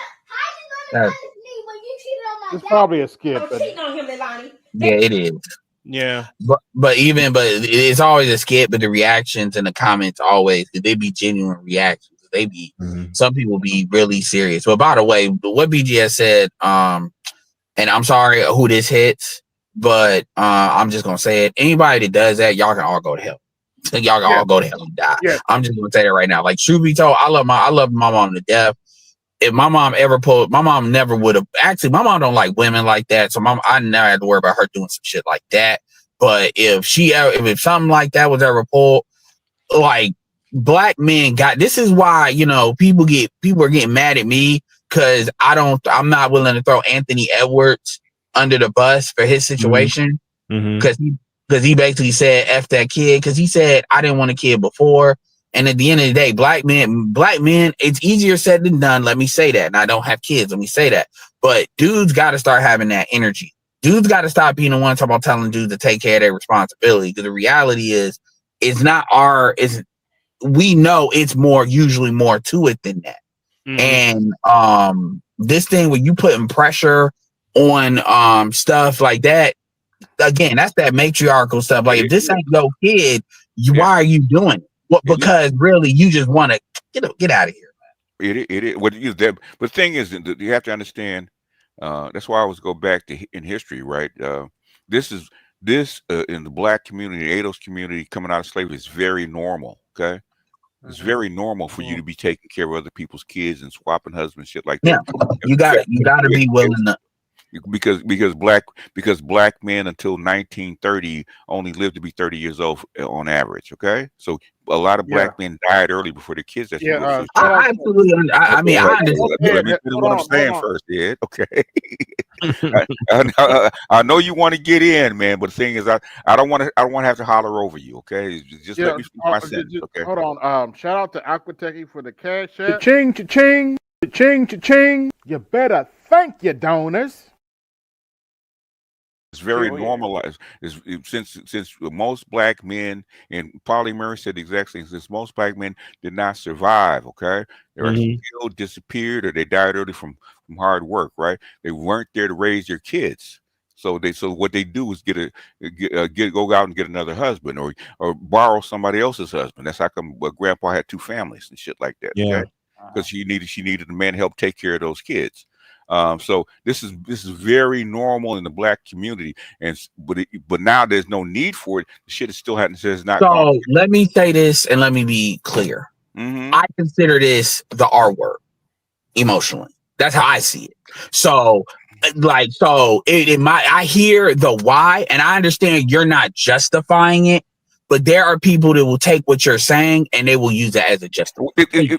The thing is, okay, I don't give a shit what they justify, right? I'm trying to tell you why the majority of these motherfuckers feel this way. Now you can take it for whatever you want, because the thing is, I'm trying to get you to understand why they feel this way. And the thing is, if you tell them why they feel this way, a lot of people will change their mind because they have no clue why this shit has been passed, how it's been normalized. Okay. I mean, Democrats do. Maybe that's true.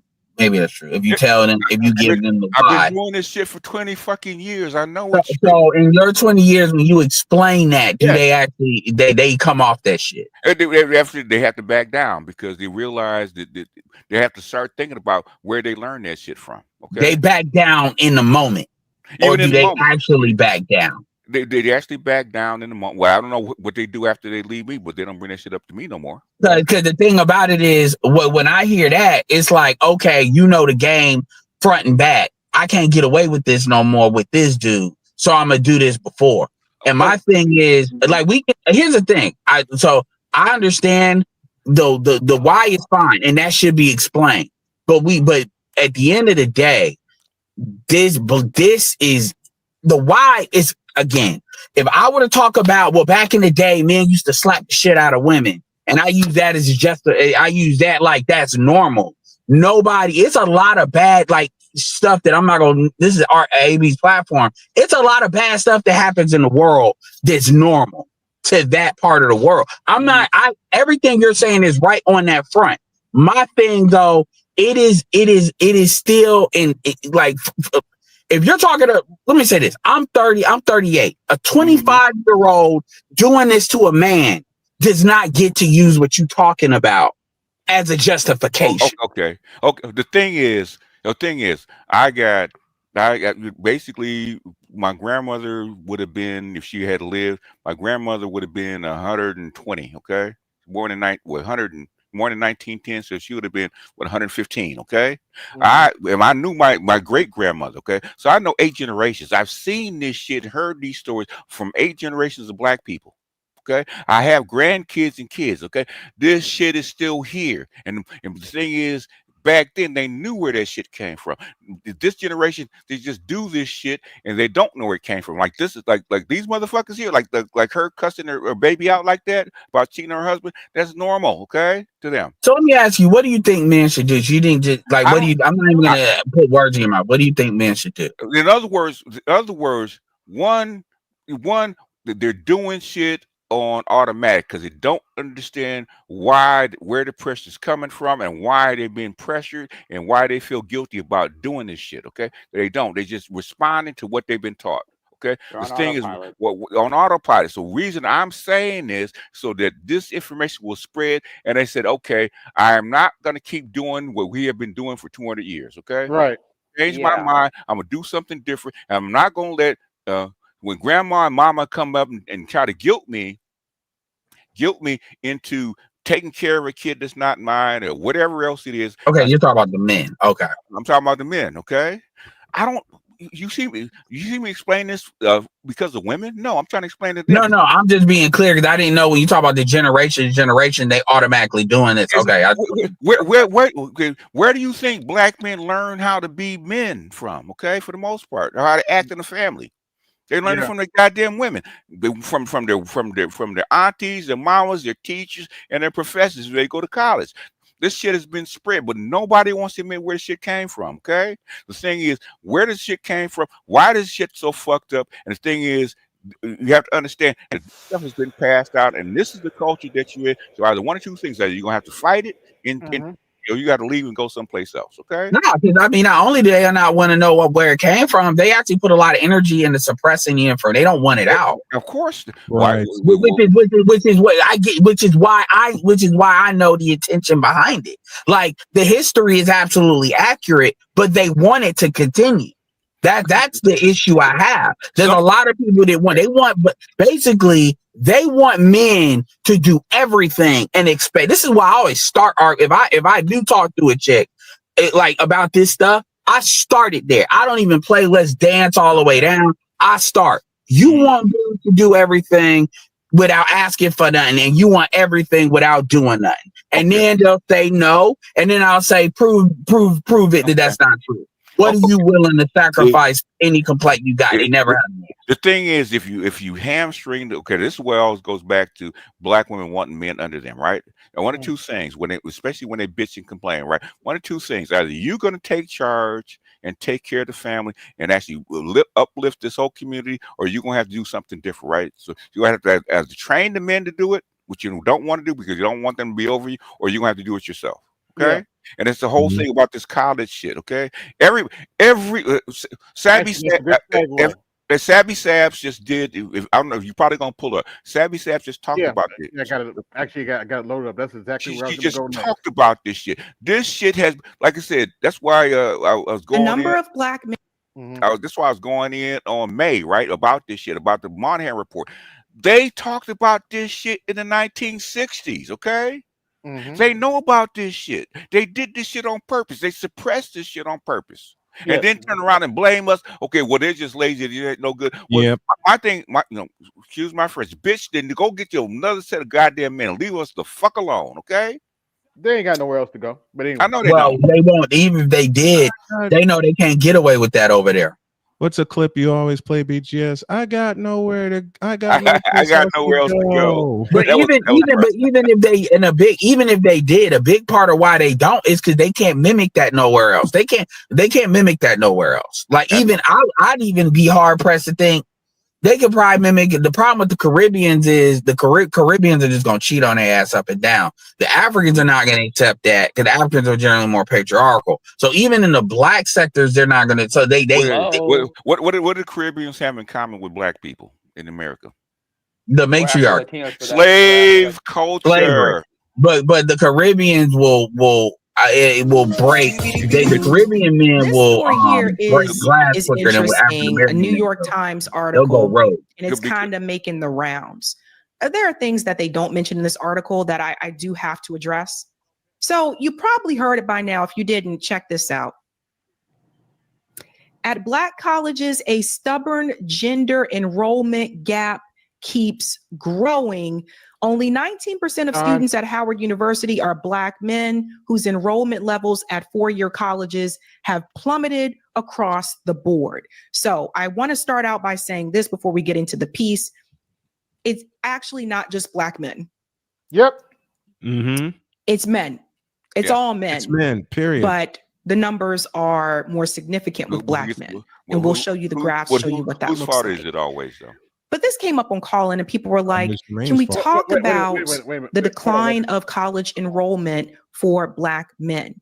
So we'll go into a little bit here, and then I'm going to tell you some of the things that they left out. Wait a minute, BGS, you asked whose fault is it? Whose fault is it? Yeah, whose fault is that? I wonder. I'm done with life, and it's all Jermaine's fault.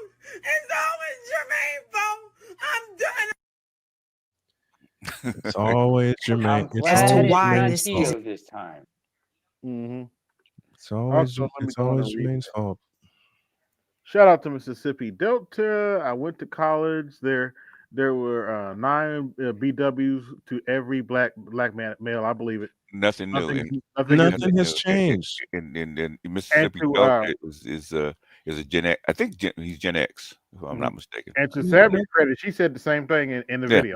Yeah. Is an issue why this is happening. Let's go ahead and go on a little bit more here. Before stepping foot onto Howard University's campus, Skylar Wilson knew she would see more women there than men. But just how many more stunned her? Howard, one of the more elite, historically black colleges and universities in the nation, is only 30% men, 19% black men. I was like, wow, said Miss Wilson, a 20-year-old junior. How is that possible? Howard is not unique. The number of black men attending four-year colleges has plummeted. Well, given what I've seen from Howard, that's not a bad thing. Yeah. And I said what I said, Hammer. I hope you watch it. Across the board. And nowhere is this deficit more pronounced than at historically black colleges. We say HBCUs. Black men account for 26% of the students at HBCUs, down from an already low 38% in 1976. This is according to the American Institute for Boys and Men. There are now about as many non-black students attending HBCUs as there are black men. Let's pause there for just a second. There's a couple of things happening here. I worked in higher ed for about 11 years. It was over 10 years, about 11 years-ish. So there's a couple of things at play here. Number one, I know this New York Times article was published this month, but this has been a trend for years. Yes. Right? This has been, there's been articles published about this years ago that is just continuing to decline. Having worked with admissions process for colleges, I do think it's important that people understand something that this article leaves out. And it's a little bit different now considering SCOTUS has removed affirmative action from universities. When you apply to these schools in the past, when I was in those positions, people get a certain number of points. And I want to explain what that means. It means that we have Jay-Z and Beyonce, okay? Just pretend they're not famous. We have Jay-Z and Beyonce, and they both apply to Howard University, or let's say even a PWI. Let's say Howard University, and let's say they apply to American University. They're both in DC. They're both black, but there's something different about one of them, right? So as a black applicant, as a black male applicant at that point, you would get a point because you were black, right? And to be very clear, the test scores count first. When we had to sort through those applications, the very first thing we sorted by were the test scores, then the GPA, and then those other factors came in later. So I have 2 seats left, and I got Beyonce and I got Jay-Z, okay? Or 1 seat left. I can only take one of them. So Jay-Z gets a point because he's black. Beyonce gets a point because she's black. However, Beyonce gets another point because she's a woman. Yep. That's 2 points for her. 1 point for him. The point that I'm trying to make is this. It's not even so much that black men aren't applying. That's part of it. But in the past, when they did, and I sat in during these admission, long meetings, oftentimes what would happen is that the female card trumps the black male card. Because now you have someone that has 2 criteria, female and black, versus someone that has 1 when you're talking about diversity. Yes, this is real and it does happen. And I've tried to tell people about this for quite some time. This has been an issue. So some of those applicants do get looked over because of that reason.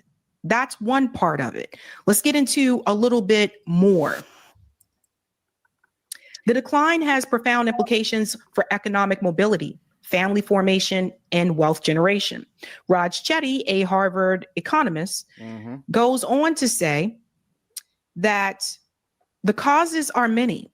Higher college costs, the immediate financial needs of Black families, high suspension rates in high school, and a barrage of negative messages about academic potential all play roles in the decline of Black male enrollment and college completion. Howard estimates that its cost of attendance for undergraduates easily exceeds $50,000 a year. So we all know that finances is a big factor. College is more and more expensive. And more often than not, usually we are the ones that will have to apply for financial aid, right? Especially if you're trying to go to a school like Howard. I mean, I went to a state school for undergrad, so Howard, there's no way I would have been able to afford to go there, right? So we know that finances in itself is going to be an issue. But one of the things that's mentioned here, I think people need to hold on to are the high school suspension rates. When you look at the numbers, it shows you that more often than not, typically Black male students in high school have higher number of suspension than Black female students. And we'll get into the school to prison pipeline in just a second. But the disciplinary measures actually does make a difference. When you're applying to college, or if you're thinking about applying to college, one of the things, like, these things show up. So if you've constantly been like suspended or expelled or whatever, that doesn't make you a great applicant for a lot of these universities. Also, you feel less inclined to even apply anyway. When teachers show you they don't give a damn about you, when they feel like you're a lost cause, why would you think it would be a good idea for you to apply to go to college when the educators at your high school don't care about you? It's a whole other conversation that needs to happen there. If we're serious about reducing race gaps in economic opportunity, household wealth, etc., then our attention should be squarely focused on economic outcomes for Black boys and men, period. Full stop. That's from Richard Reeves, who's the president of the American Institute for Boys and Men. So, and I'll leave this picture here as I say this. The male to female ratio, when we talk about colleges, let's do undergrad. Even when I was in undergrad, which was a long time ago, there was more women. Even when I was in undergrad, it was, I can't think of one school that my friends went to where it was the other way around, where it was more men than it was women, unless you're going to a school like MIT, right? But MIT has even gotten better about that. So what's this really about? Do you guys remember last year, before the election, when they were interviewing Black male voters, one of the things that was said is that Black male voters were looking to be entrepreneurs, were looking to own businesses. They were interested in business. That was something that continued to come up, right? Well, I want you to think about how things are today. Nowadays, you don't have to go to college to be an entrepreneur. It can help. You can go to business school and pay a lot of money for an MBA. You can do those things, but you don't have to. Even some of the students that I advised at the business school at BU told me afterwards, this was a great program, but I could have learned all this online. We live in a creator influencer society now. Why would you pay all this money or take out student loans to attend school if you want to be an entrepreneur or influencer when you can do that without going to college? Why would you do that? You literally have people on TikTok making hundreds of thousands of dollars a year. You have influencers on Instagram making hundreds of thousands of dollars a year. The rare one. Why would they pay to go to college? No lies told. No lie there. Same holds true with broadcasters, because even that's gone digital. I mean, it was going digital before, but now with the advent of social media, you got folks that think they can do what I do, and they get all the following for it without all the training. Yeah, I mean, I have some things to comment on, but yeah, you let it play, and then I'll let you in. That's something to think about there. We also talked about the fact that the tool belt generation is coming back around again, where more men in particular are looking into professions like welding, which pays really well, carpentry, which also pays well. There is a shift that is happening. I covered the tool belt generation last year, but I want to show you this as well. And this is another one that I think we need to be real here, folks. When I talked about the suspension rates, why have the declines been especially severe for Black men? Let's get into this part. Men college going rates are declining across all races and socioeconomic groups, but some of the steepest drops have been among Black males. Nowhere is that pronounced more than in the public two-year colleges, where the number of Black male students plunged 21.5% in the spring of 2021. For Black teens, who are more likely than those from other demographics to be raised by single mothers, the dearth of male teachers leaves them without relatable role models to encourage a focus on academics. They often get the message from peers that being openly smart or spending too much time on schoolwork is uncool. Black boys are more likely to be disciplined for behavior that might be tolerated in a white student.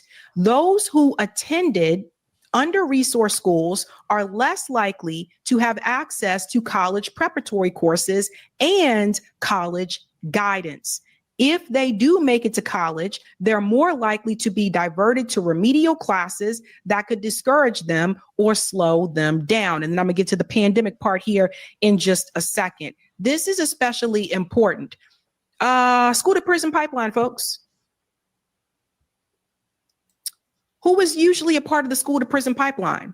Black men, Black boys. Yeah, it was all 1983. So some of them don't. They don't make it. They don't make it from high school to college. Nope. And when you're constantly being disciplined, you're constantly written up. You constantly have to go to the principal's office, right? That doesn't give you the impression that the people there actually care about you. And I've seen it myself with my eyes. Yes, they do discipline Black male students harder than they do other students. Yep. I've seen it. So why would you want to do that? Why would you even think about going to college? If the current educators that you have in high school are not there for you, don't show you that they actually care or give a damn, why would you think that the educators at a university would? Unless you let them steer you away from what you really want to do. Things to think about. The pandemic. This is another one. We can't forget about this, folks. The COVID pandemic here. The pandemic coincided with a series of high-profile police brutality incidents that shook the confidence of young Black men that American society is just and their future is theirs to shape. They were more likely to live in households with shaky internet access and attend schools that struggled to keep students engaged virtually. As the pandemic dragged on, they were especially likely to feel cast adrift. And this is one of the things I screamed about during the lockdowns. These schools, these public schools, when they sent all those kids home and said, you're going to learn virtually on your laptops, they assumed every student had a laptop. They didn't think about the fact that some of these kids in Roxbury and Dorchester don't have their own bedroom. They're sharing a room with a brother or a sister. Right. And now you got all four of them in one bedroom trying to learn remotely, On and one everybody laptop. don't have their own laptop. Yeah. She talked about it in Boston too. They didn't think about those Yeah, things. it's all over the country. School performance declined during that period for that reason. They didn't think about the fact that some of these kids live in communities where they don't have access to strong Wi-Fi. Yep. And that in itself is also a disruptor. The point is, it's discouraging.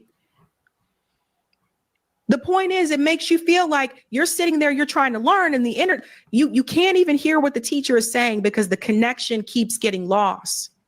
And the world That's frustrating. And you shouldn't have to deal with that in a learning environment. These are the things that people didn't want to acknowledge during that time. So there's a number of things that are happening here, folks, but you have to see it's across the board, not just with Black men, although it's the highest with Black men. What's behind the growing gap between men and women in college completion? Let's just take a look here at this chart.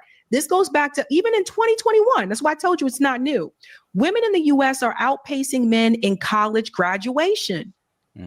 So you can see the difference here. Okay, percentage of adults ages 25 and older with a bachelor's degree, this graph here. Women 39, men 37%. Oh, I don't know what happened there. I think I accidentally clicked on it, sorry. This graph, percentage of adults ages 25 to 34% with a bachelor's degree. Women 46%, men 36%. So you can see women going back to 2021, that was already starting. So there's a couple of things when we think about the fields that women tend to go into and that men tend to go into. Like I said, if we think back to what those guys said last year, what they wanted, what they were looking for in a president, they were interested in business. They said, we want business, we want entrepreneurship, those types of things. Like I said, nowadays, you don't really have to go to business school to make that happen. It helps, but you don't have to do it. 2, look at the fields that women tend to go into, right? We tend to go into fields that are a little bit more nurturing or caretaker roles. We're more likely to become teachers, nurses, or you guys get where I'm going with this, right? And I'm telling you, I can count on my hand how many Black male teachers I had growing up. So can I. So that's something to think Me too, unfortunately. about. In fact, I can count on one hand how many Black teachers I just saw, let alone had growing up. I'm glad I was. And if men are going into those fields that don't require a college degree, like welding or carpentry, which is what my son then is in. so be it. And then they don't have to worry about student loan debt or anything like that. The concern that the New York Times article had was that decline that they're seeing at the HBCUs says, oh, well, that may be a disruption for Black women who are trying to find like their future significant other or future husband at as if Black, and I'm not crapping on Sabby here, but as if Black women go to college to find husbands. Okay. Universities, because a lot of times it's what people like meet their future husband or whatever. But if you want that to change, then you kind of got to give the Black male students the same respect that you give the Black female students. And in my years working in education, I haven't seen that. Haven't seen it. So if they don't feel like they're getting what they need at these schools, why would they want to go to school again for another 4 years? Yeah. And paid all that money. Something to think about, folks. From my grammar school all the way through my sophomore year in college. How many Black male teachers did I have? Exactly 4. Exactly 4. Yeah, 71. They handed over the educational system to women. Yep. I think I had JRTC teachers. They were all Black males, except for the 3 teacher. Rest of them Black males at Ellison and Harker Heights. Track teacher, he was a teacher. Basketball coach, but between that, and I think there was light skinned brother. He was a special ed teacher though. I remember seeing him. I may have seen not in class, but he was a special ed teacher. Yeah, I may have seen 3 from first grade to probably 9th. And it's like what Leon just said. I didn't see Black teachers, Black male teachers. Let me say that until I started broadcasting. And I saw most of them in Chicago public schools. Yeah. If they make every now and then they'll make an effort to hire more black male teachers, and the women will make it hard on them. They'll leave. You know what made it? You know what made it hard on the black male teachers in Chicago? There was a strike in 1988, and a lot of male teachers did not come back because of that extended strike. Okay. Yeah, they're What was you causing the know strike? the test. Once again, I just want to ask the background of that particular. I'm just asking about the background to that particular strike. money. Yeah, and money and money in pensions and stuff like that. That's what normally is about. Lack of money, lack of pension, lack of money, lack of pensions, and even then they were arguing about the discrepancy. I can't say they were arguing about it; they were pointing it out, but they were doing nothing about it. The discrepancy between female teachers and male teachers, black female and black male teachers. I had exactly 4 black male teachers, as I mentioned, from 1979 to 1992. 4. And my last one was the one who really directed me on my path to broadcasting when he said, chase your dreams. Don't let us stop you. And he didn't mean that sarcastically either. There's another point that needs to get talked about when boys are discouraged from chasing their dreams, from following what they want to do. My son is a welder. My son figured out, fuck this shit. I'm not going to do what people tell me to do. Okay. So that plays a lot into that. That does play a role. That's literally why. That's literally why I got a science degree, just to prove that I could. Like that. It's not a field that I'm happy in. I like my blue collar shit that I do way more than dealing with these motherfuckers. You know what I'm saying? Case in point. I got a cousin. He's a brilliant mechanic. If he asks his mother, "Oh, he gonna be a preacher one day." Oh dear! If you would ask my mother, God rest her soul, I'd have been a computer scientist. Okay. Because every time I talk about my job, it's when I'm in the meeting with the 2 social workers that I'm cool with, because they'll ask me some stuff because they want to know the truth about something, and I'll engage with them. And then when the other nurses and those people start talking, I just bail out and just be chilling, you know. Yep. But that's my happiest moment because the social worker, white woman, no kids. Okay, makes sense. You know what I'm saying? White woman, no kids. She drag race, and I was like, when I first met her, I was like, wait, I know you. And she's like, yeah, you got the bike. And I was like, wait, you try that? Oh yeah, you be the drag strip.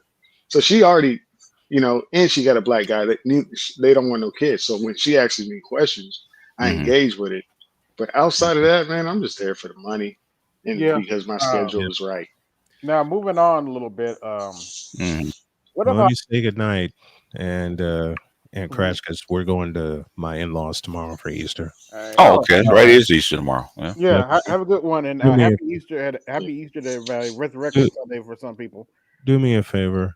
Y'all pray for me and Jody going to our in-laws tomorrow, please. Okay. Drive safe, man. Thankfully, it's 422 tomorrow. Yes. See you. All right. Thanks, guys. Now, regarding my next segment, what have I always told y'all about ponds? Pods, as far as ponds and chess. Oh, ponds. Okay. What about them? They go first. Yeah. Yes. Well, if you haven't heard, New York Attorney General Letitia James is in a little hot water. So let's look at Anton's video on. Thank you for having me, Errol. Absolutely. What is going on here? Did anybody contact you before this letter went out accusing you of this, that, and the other and making Why would they contact her? a criminal referral about real estate transactions? No, not at all. And let me just say to all New Yorkers and to all Americans, Before she even gets started, why is somebody have to contact her before actually accusing her or filing any documentation to investigate whether or not she actually implicated in real estate fraud or fraud in general? What kind of fucking baseless question is that from a reporter? Has anybody contacted you, or did anybody contact you before you actually were accused of or is being held accountable for fraud? It's called a softball question. Allegations are baseless.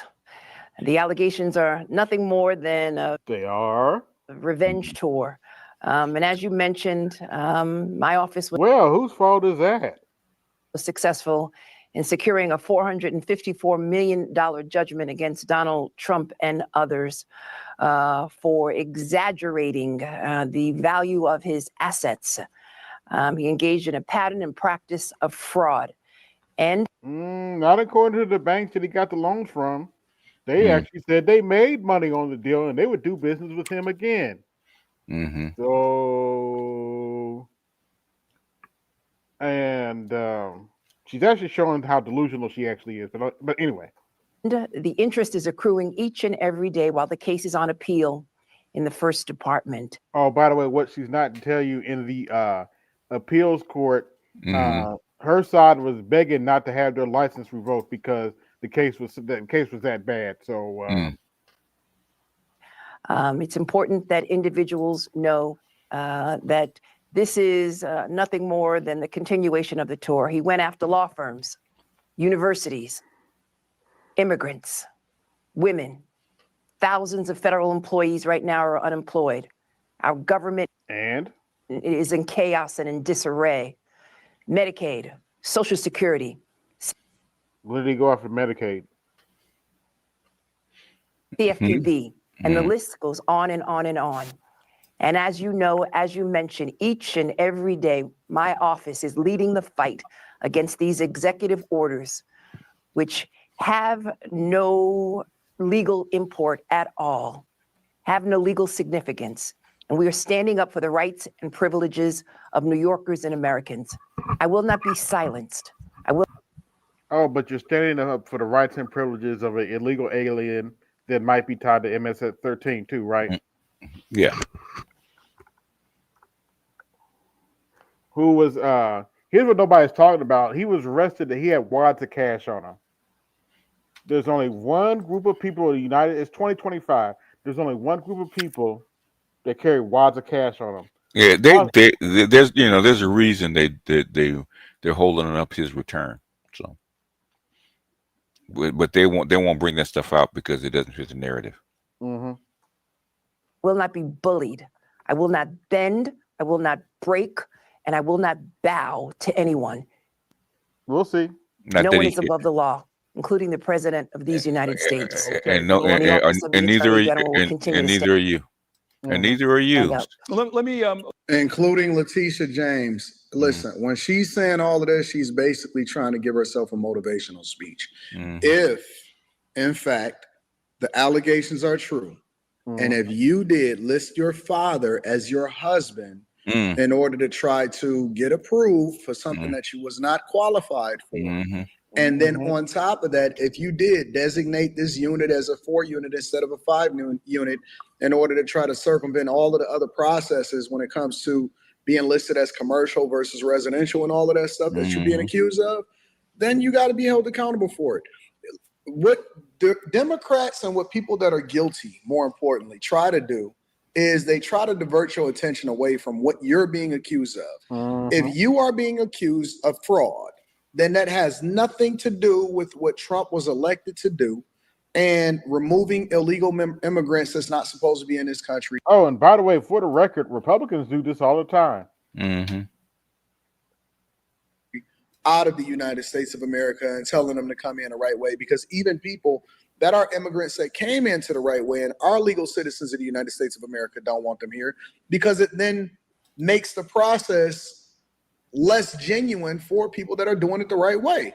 If universities are teaching the wrong curriculum and silencing people that are on another side, and is not encouraging not only diversity of thought, but also allowing for people to be approved based off diversity, equity, and inclusion instead of merit, then that is a problem. If we have fraud, waste, and abuse inside of our United States government, then that is a problem. This has nothing to do, which is completely separate from what you are being accused of. And more importantly, we all know that that whole finesse that y'all went after Trump for a $450 million judgment is a lie. Even the banks themselves said there wasn't no fraud committed. There was no inflation of the property values. Everybody made money. Everybody got their money back. Donald Trump is a great businessman, all of this. So, you know, when they're diverting attention and try to throw you off from what they're being accused of, we will find out. Time will tell, and the investigation is going to tell you exactly what's going on. This has nothing to do with a revenge tour. If you did something you're not supposed to do and you're a very visible person, that then becomes a target because people want to know what your background is, and they research it to find out exactly what's going on, and then they throw the alley-oop over to the Justice Department, then you got to be held accountable for it, regardless of whether or not you like Donald Trump or not. United States. Okay. And the Office of the Attorney General will continue to stand up. Let me follow up of some of what's in this this letter. It says according to media reports, which for us in the media is kind of a red flag, meaning that it seems to be based on some social media posts that I know were made by partisan political actors. But just let me ask you about some of you mean like yourself? The specifics in the letter. Just do your job and ask the goddamn question. Saying that your house in Brooklyn is a legal 5-family and the mortgage on it is for a 4-family house. Is that true? So let me just say that, Errol, you know, as any good attorney, I will not litigate this case in a camera. Now, we know that if it's not true, then you can just definitively say, nope, it's not true. But now they want to litigate the case because, wait a minute, I thought that according to the journalist and the reporter, that these are baseless claims that was created and made up in order to try to make her look bad. And this is a revenge tour. Yeah, oh yeah. It's a very black and white, cut and dry situation. If you're not for the record, yeah, I am saying this. It is a revenge tour. It is tour. Yeah, she knows what's coming. And I don't feel sorry for her. Guilty, chances are, now I believe in the justice system and I believe that it's innocent until proven guilty. But if you're not guilty, chances are most people will say, no, that is lie. That is a lie. That is false. And then whether they had the context or not, that's up to you. But now. Oh, by the way, did you get James's email? He's going after Fauci too. Uh-oh. Oh yeah, he did. He is going after. Well, I knew that was coming too. It's a revenge too, because Fauci is the reason that he lost. Fauci talked him into restarting that gain of function program, and he didn't. He trusted Fauci because he really didn't know what it was, and Fauci took advantage of it. So now she want to start talking this word salad political talk. I will not litigate this case in a court of public opinion. Come on, let's just be clear. Let's just get straight to it. We don't need no prefacing of what you're saying. We don't need you to throw the alley-oop. Let's just get straight to it. Is it a lie or is it not a lie? It's important that we will respond to these allegations at the appropriate time and in an appropriate way. But I will not go back and forth with respect to these baseless allegations. I am more focused again on standing up for the freedoms, the liberties, and for the rule of law in the state of New York. I was under the impression by all of this that what they were really looking for is what they got, which is a headline saying, Tish James is under a criminal investigation. Is that pretty much what's going on here? Yeah, that's what they got. That's what they got. And it's unfortunate that you have some of these right-wing conservative individuals who are camped out in front of my home and in front of the homes of my relatives in Virginia, harassing them each and every day. And it's unfortunate, knocking on the doors of my neighbors and the neighbors of my relatives in the state of Virginia.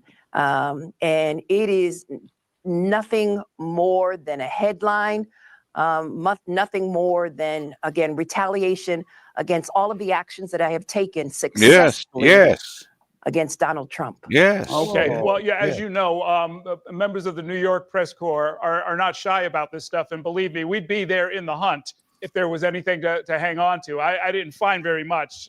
That's partly why I was asking you about it. Let me move on, though, and ask you about some of the litigation that you are involved in. We don't want to hear nothing about none of that other stuff. We want to know whether or not you're guilty or you're innocent, and so time will tell. Again, I believe in the court of law and that it's innocent until proven guilty, and that's across the board. Funny how they don't have anything to say when people camped out and protesting in front of Tesla, in front of Republicans' homes and stuff like that. But I don't believe that we should have extremists in any form, and I don't think that people should be camped out in front of people's homes, regardless of whether I agree with them or not. Okay, that's done. Pretty much done. But anyway.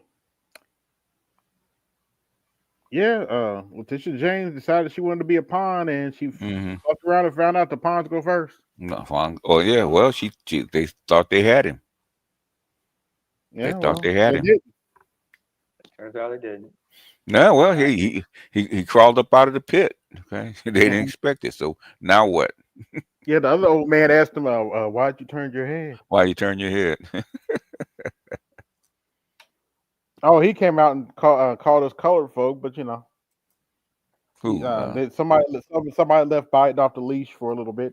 Okay. Oh, and it didn't monitor him, huh? So he went back to his old ways. Oh, and see now. Yeah, he went back. He doesn't have that filter anymore. Yeah. Nah. So, you know, senior citizen, he's gonna say whatever the fuck he wants and doesn't care about it. He's out of the office now. well, yeah, he doesn't have. He's not on a leash anymore because they used to have to do that to him when he's vice president. They had to put him on a leash Or coherent. keep him from saying stuff he shouldn't. Oh, that's right. That's right. He had to put a foot in the mouth then. Yeah, he had to really be watched when he was actually vice president for Obama. Yeah, well, this one time I will shout out Obama. He warned us. He warned us right before Joe got elected. Do not underestimate Joe Biden's ability to fuck things up. Fuck things up. Or Hillary, yeah, because she's right behind him. Hey, B, I just put something in the back chat that I almost got done watching, but you'll find it interesting. You and DGS. Okay. But yeah. I don't think Economic Times care about their money no more. I'll put it like that. They're trying to entice people. So, Economic Times of India? No, I guess no, it just says the Economic Times that Okay, because you got a few of them, so I don't know which one you're talking about. little stand in the middle of all the stands in Iran and all that, Okay. Israel. Yeah, because the one I always get is from India. Okay.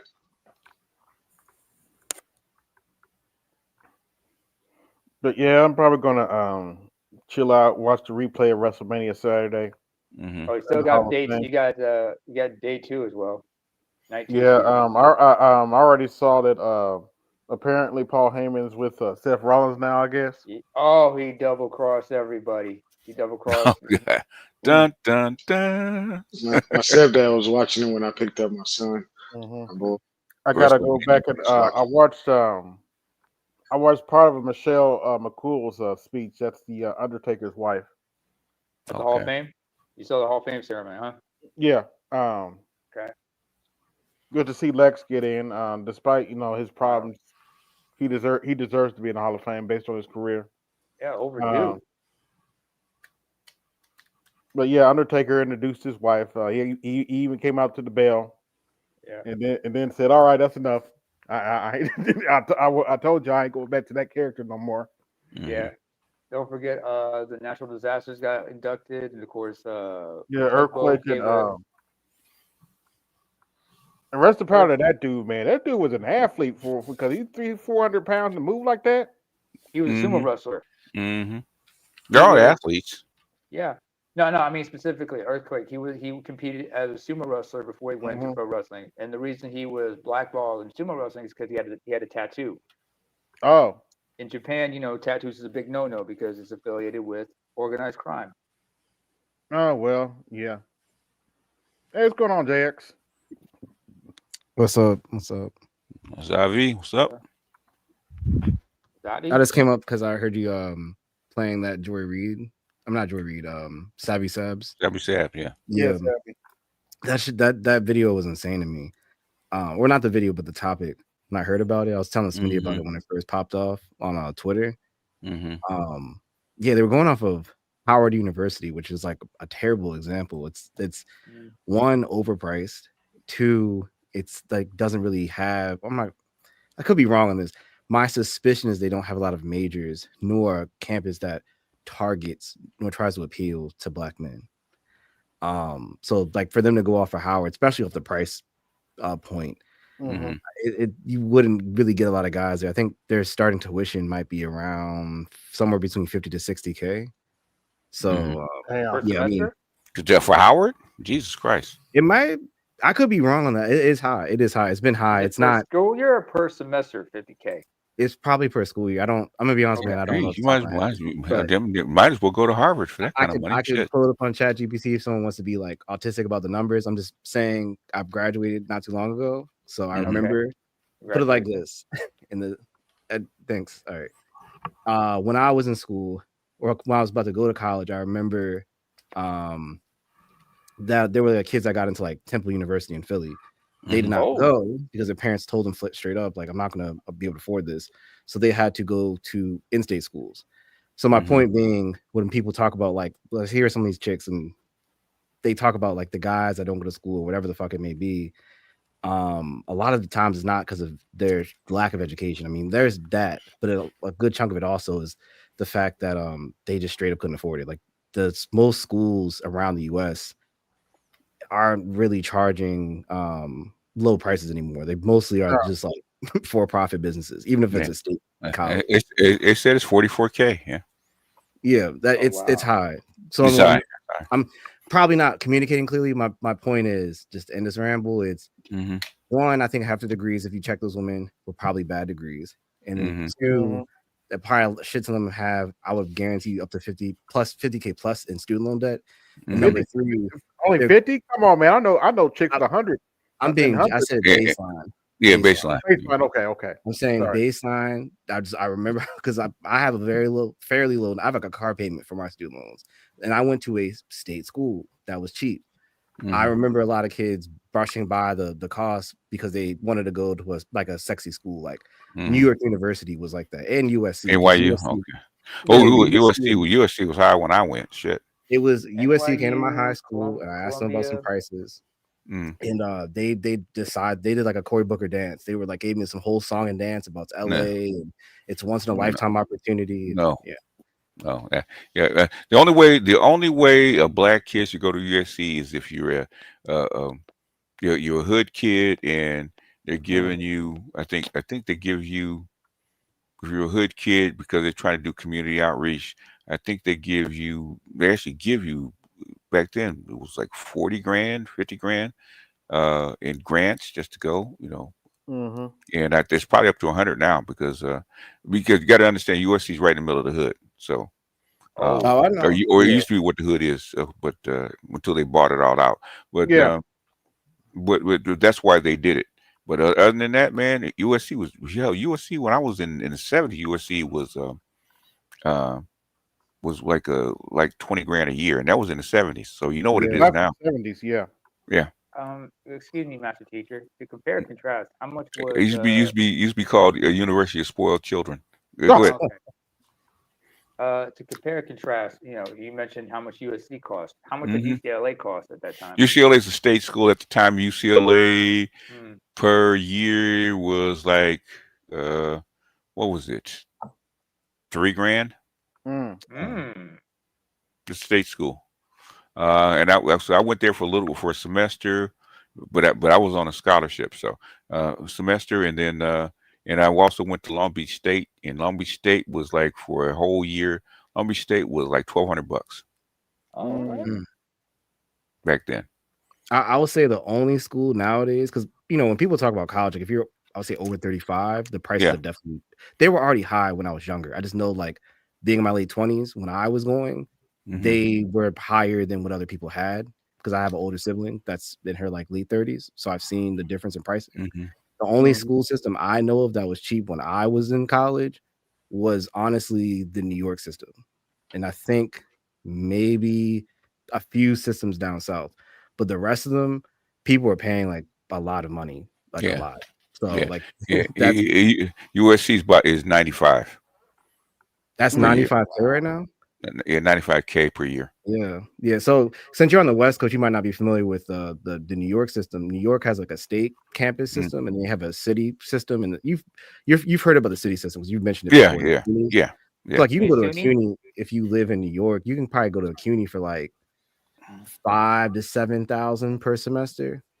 Yeah, it's higher it's higher in I think in Cali for a Cal State school, it's like 10, so it's a little higher. So how the CUNYs work? The CUNYs aren't really like because it's different in probably how you have set up. Like the CUNYs in New York are more like commuter colleges. So like you'll live in your parents' house, and then you'll just take the subway to class because most of the CUNYs you don't meet that many out of state kids, and if they do, they do exist. They usually have a really bad time because they don't have dorms. Yeah. So they're really just built for like kids that either are from New York. Local kids, yeah. Yeah, there are some out-of-state people I've met that went to them, but they would always tell me like, yeah, the dorms are really bad. There's like only 1 or 2 campuses that actually had legitimate dorms. And then the state school system, which is like those are the actual campuses. I'm not sure what your California equivalent of this would be, but there's like the Cal State system. Yeah, What so we have two the state schools. We have the so like the community universities, which are the Cal States, and you have what they call the UCs, which is the elite. So I think there's 50 Cal State schools, and I think there's like 12 UC schools. Yeah, okay. Yeah, so New York, they kind of merge them together. It's like each the CUNYs are just more for like the 5 boroughs, and the SUNYs are like for the whole state.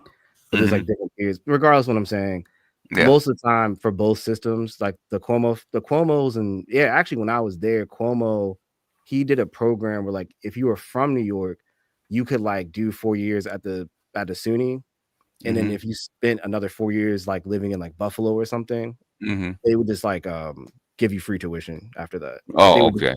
Oh, and if you go there and work and stuff like that, and because most of the New York campuses aren't in the New York City metro. Most of them are actually like in the middle of nowhere, New York, like central New York or Buffalo or like Rochester. So they really wanted people to move up there or stay around the campuses. And you got to remember the 5 boroughs in New York City is a tiny part of the New York State. I know. Yeah. So Western New York, the biggest part is Western New York. They have most of the sway, and that kind of whacks it out. But I don't know. I'm gonna probably throw out the conversation a bit. I'm just saying on to say like what they were saying was, I don't know. I was just stunned that they're that stupid to go outside and talk about people not going to college without the context of understanding. They're not doing it to. The reason they're saying it's not doing it to help black boys and black men. It's embarrassing. That's really what it is. Okay. Yeah. This problem has been around. This problem has been around for for 60 years. The only respite you had was right after 1968, after with the Kerner Commission for about a good 10 years. Right after that, then after that, it started going down. That's why it peaked. The 38% of black men going to HBCUs. That was the peak, and it went down after that because they start focusing on the women again. Yeah, let's take a look at what Lindy Lee has to say for a little bit. Enjoy this because this is a remarkable individual, and she has had a remarkable journey from her role as a leading voice in the Democratic Party and the youngest female congressional candidate in the history of the United States to being named one of Wired Magazine's top influencers in 2024, and then ultimately embracing the Republican platform. Nothing short of an extraordinary journey. Lots of reasons why. We're going to uncover the pivotal moments behind her transformation, the personal toll, and it has been a high toll. I think still a very high toll of such a he ain't lying. She's 35. Okay. Profound shift. She looked like she in her 40s. Yeah. It did well. You know, the Asians when they get. That's what I said. When the leftover Asians, they crack pretty fast. Yeah, especially when they're stressed out, like they've been stressing her out. What lies ahead of her when you meet her and get to hear from her, you're going to speculate that what lies ahead is going to be exciting because she is a dynamic individual. So, Lindy, welcome.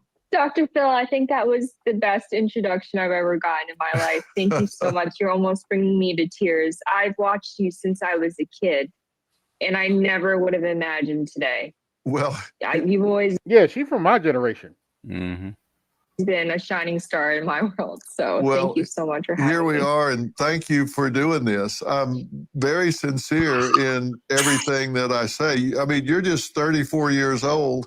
You have an amazing resume of things that you have accomplished, beginning with an education at Princeton University. Now, how do you become elected class president all 4 years and the first woman to ever achieve that? Just that alone is quite an accomplishment. Obviously, your leadership skills come to the top right away. Well, Dr. Phil, I think you know better than anyone the power of grit and determination. I distinctly remember as a 17-year-old knocking on hundreds of doors. Sometimes, these teenagers are mean. They wanted nothing to do with me. I handed out pieces of candy. I think it was like Airheads or something. And I just went door to door. I didn't stop. I hit on every single classmate I could. And it was humiliating at times, but I gritted my teeth and I won. It was, what's that quote? All you need is like 20 seconds of insane bravery. Exactly. All I needed was a week of just like complete delusion. Because when you're that young, you don't think you can lose. You just keep going. Yep. Is she a Republican now? Sucks for the Democrats. I wonder why.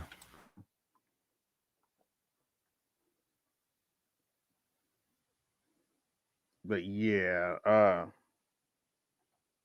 you already seen that. I wanted to show you this. There are a bunch of AI memes like this going around. I love those AI memes. I be laughing. The baddie starter kit. Yeah, the baddie starter kit. Let's see. Plan B, eviction notice. Nissan, of course, the flaming hot Cheetos. She broke as hell. Air mattress.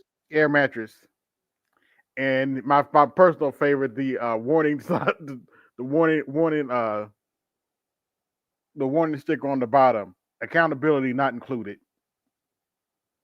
Sounds about right.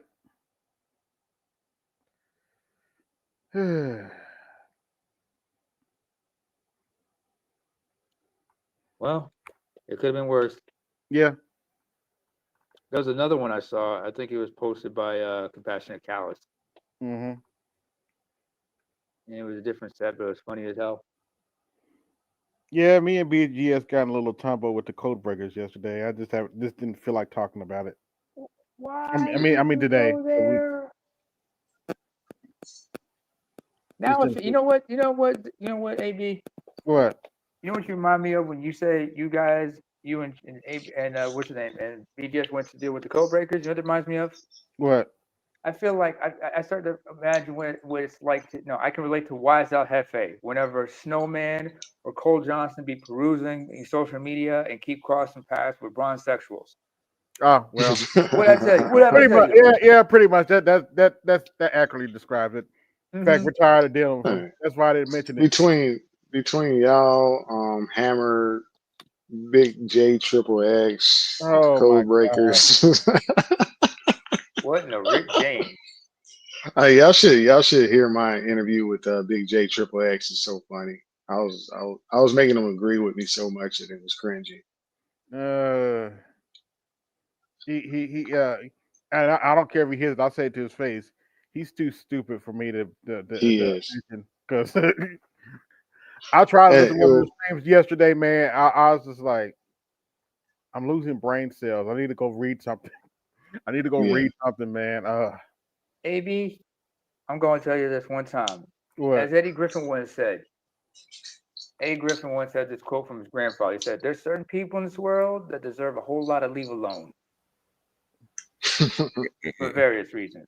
Find the line what I just said, folks. Big J said he's gonna take over when I die. Oh shit! He Oh, said, "You can shit. go. He gonna outlive me." That's what he. That's his thing. Well, you'd be surprised. Stupid people actually live really long lives. Yeah, well, I'm not saying that he won't. Yeah, well, Big J will Hey, still at least he'll be be gone when all the stupidity happens. Just BGS. Do I? Big At J least will he'd be a hypothetical virgin still. Mm-hmm. Ooh. But like I said, when you're He said, gone, "You at least you'll be old." gone. He said, "You old. I'm gonna outlive you." Okay. Whatever. You know, DJ Quick once said something about that. He said when somebody shit on him, call him an old man, he said, first of all, motherfucker, you've never been my age. I've been your age though. So I know where the fuck you're going. I know where That the is fuck true. you headed. Yeah. That is true. That's why when young guys do some shit and talk about some shit, I just shake my head. And Yeah, I know that. I already know. I already know. Been there, done that. Been there, done that. If I can play devil's advocate though, What? sometimes, you know, when I think about this, and I have, you know, I gotta think about it like this. You know the old saying, young men do not see what old men have experienced. The flip side to that coin is old men do not, in some cases, refuse to see what young men are experiencing. In some cases. I guess. Not in your case, BGS. Not in your case. No, BGS, there are it's more situations. about the effort. It's more about the effort when the older guys are looking at us. It's about the effort that we're giving. Yeah. They see no effort. Or if they can relate to us, sometimes they don't. It's not that. The thing is that you know, we were taught to if instead of complaining, do something about it, right? Yeah. And I see. I don't know what about the millennials. Disease, not so much. But the millennials complain a lot more. And then you ask them, "What are you doing about it?" Well, it's not my fault because it should have been done for us already. Boomer's fault. Oh my God. It's the boomer's fault. It's all the boomer. I blame the boomers. Even if the boomers completely screwed up, it's not, you know, it's your job to fix it because it's your life. Yeah. You gotta fix it, son. You gotta fix it. Regardless of what the boomers did. The boomers, it's not the boomers' responsibility to make your life easy. It's not. No. That's what they think. I'm glad when I was younger, one time I fucked up real bad. You didn't pass down anything. Oh, the thing is, you know what? And the thing is, and this is something that everybody's been saying for the past 6-7 years, the biggest transfer in wealth is going to happen when the boomers finally pass the stage. They're going to pass off the biggest transfer of money and wealth and property in the history of the United States. Okay. The thing is, what I think with millennials, they're pissed off the boomers won't die quickly enough. Oh well. That is fact, but they're not recognizing that a lot of their boomers don't have anything, and this is a small group of fucking people. Yeah. Mm-hmm. Yeah. Most boomers need the wealth that they have to survive, man. They're not withholding it, you know, just to be Social stingy. Security, they'll tell you in a minute. Social Security ain't no money. Yeah, ain't no money. Yeah. What's it, like $1,500 a month, if that? Yeah. Yeah. And here's the thing a lot of people. And here's the thing a lot of people forget about. With old age usually comes, I mean, especially if you question the quality of life, with old age means there's going to be costs, medical costs, like, you know, medication and whatnot. Yeah. Especially how many boomers have, especially black boomers in particular. Yeah. Hypertension, cardiovascular disease, type 2 diabetes. Yes. What's going on, Lewis?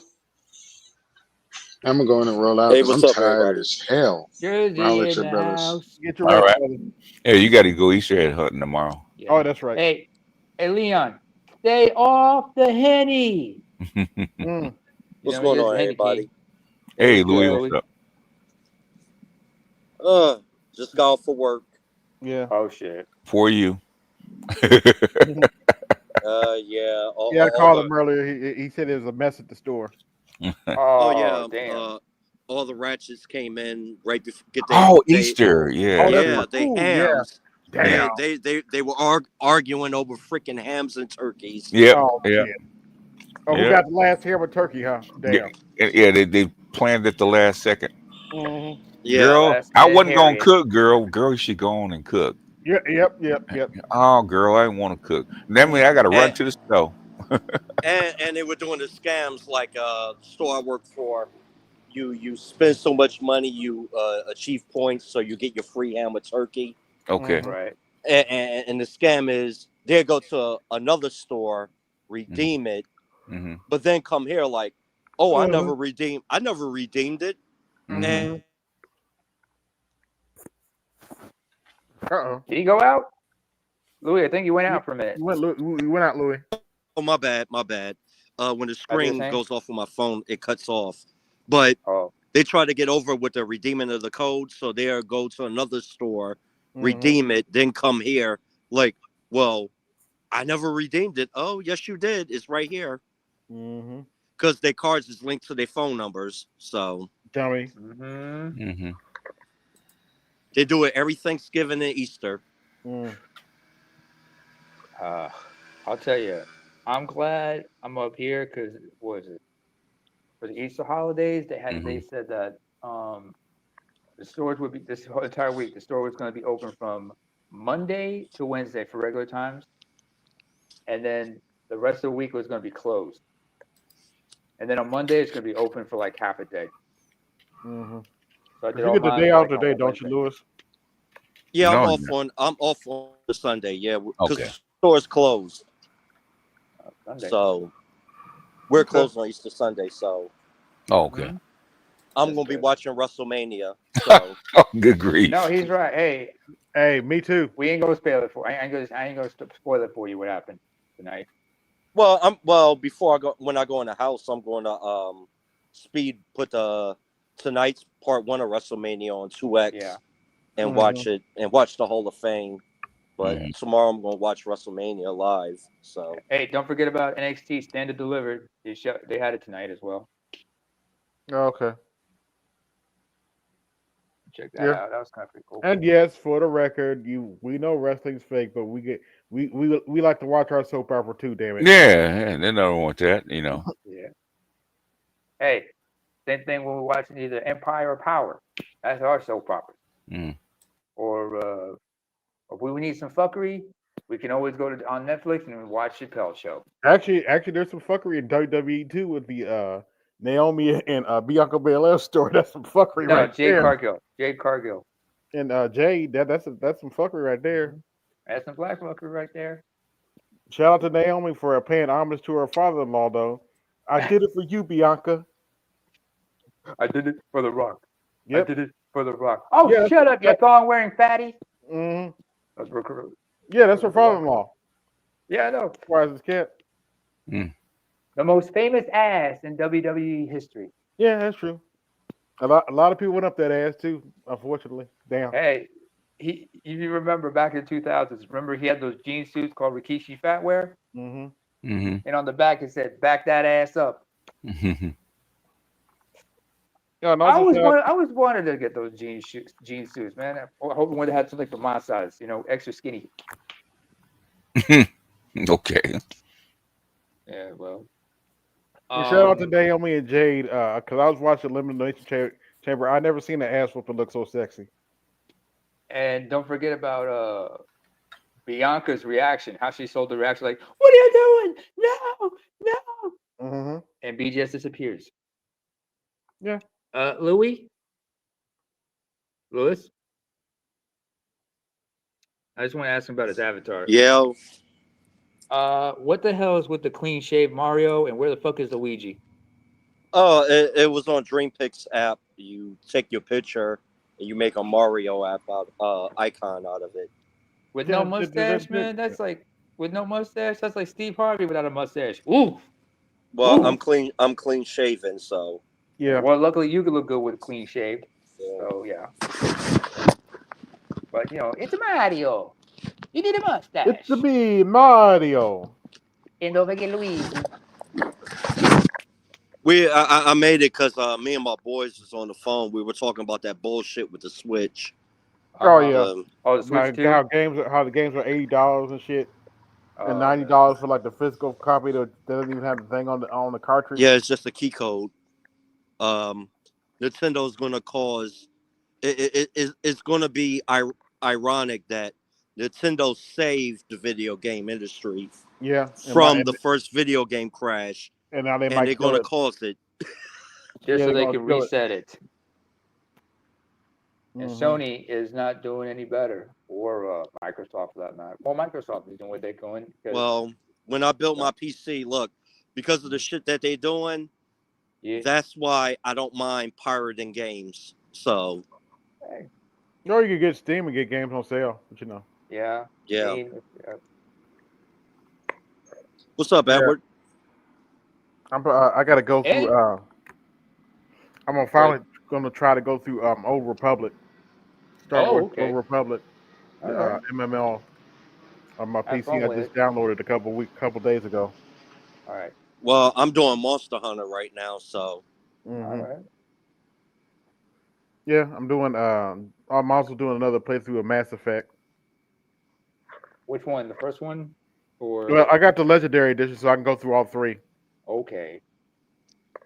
At once. All right, that's cool. That's dope. That's cool, man. But Playing a soldier and sniping people and all that shit. that should be fun. That should be fun. It is. I'm gonna ask you guys. Anybody who's a PC gamer, I'm gonna ask you a question, and there's no right or wrong answer. When it comes to first-person shooters, which one's yours? The original Doom, original Wolfenstein, or the original Duke Nukem? Doom. Mm-hmm. What about you, AB? Doom. JK? I have no opinion on this. Okay. In my case, it would be both Doom and Wolfenstein. Well, to be fair, I do have love for Duke Nukem. Yeah. Hey, there's nothing wrong with that. There's nothing wrong. It's like I got to download. Which reminds me, I got to download. I got Knights of the Old Republic through Steam too, so I got to download that. Yeah. How do you order it on Steam? You just go. Is it Steam? What's You Steam order like through the exactly? app. You order through the Steam app. All right. You don't have to worry about key codes and none of that shit. You just download that shit and play it. Call it a day. I got Skyrim through Steam too. That's cool. I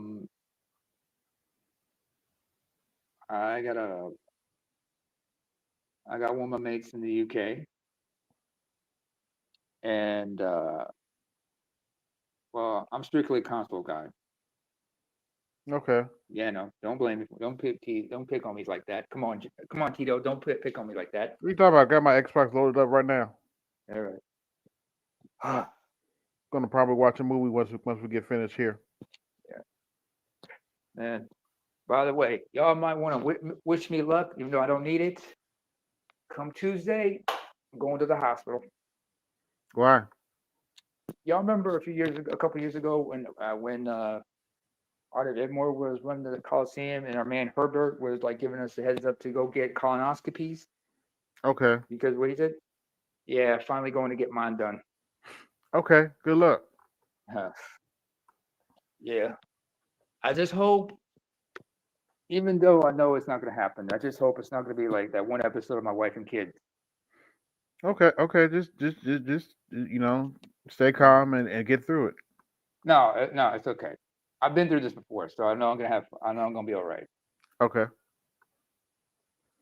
But yeah, that's all. Yeah, so I'm just going through the preparations, everything. So yeah, I'll be all right. I'm just trying to find humor to go through with it, you know. Well, this will probably help. Where is it at?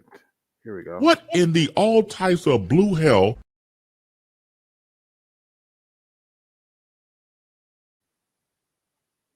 I would have broke wind if I had any left in me. After that scene. Yeah, Louis, did you see that? Louis, did you see that? Give him a minute. I think he's preoccupied with something. Yeah. Anyway, you ever heard of a company called CD Keys by any chance? No. All right. There was a friend of mine who told me to check them out, and the reason why was through the apps, I can get like PSN cards Okay. for other markets, whatnot. I'm able to do that. Same thing with Xbox Live cards. Mm-hmm. Just have to purchase them. If you have an account, you can purchase them and whatnot. Oh, MS Delta, thank you for the thank you, MS Delta, for the for the $5 holla. Mm-hmm. But anyway, just using that just to for purchase whatever I need from other accounts, from other markets. You'd be surprised at the number of games that are exclusive to one country store from another. Mm-hmm. Yeah. Wow. But yeah. Yeah.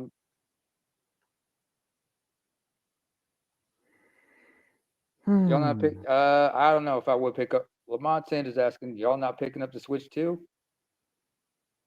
No. I don't know.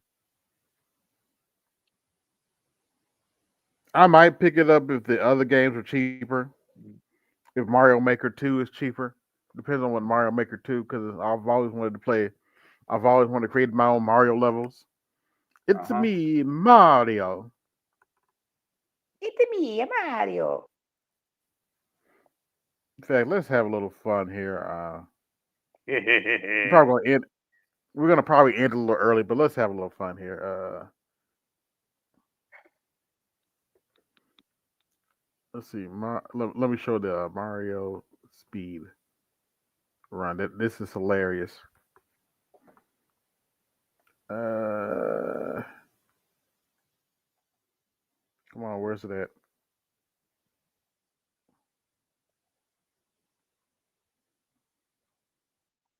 Take your time.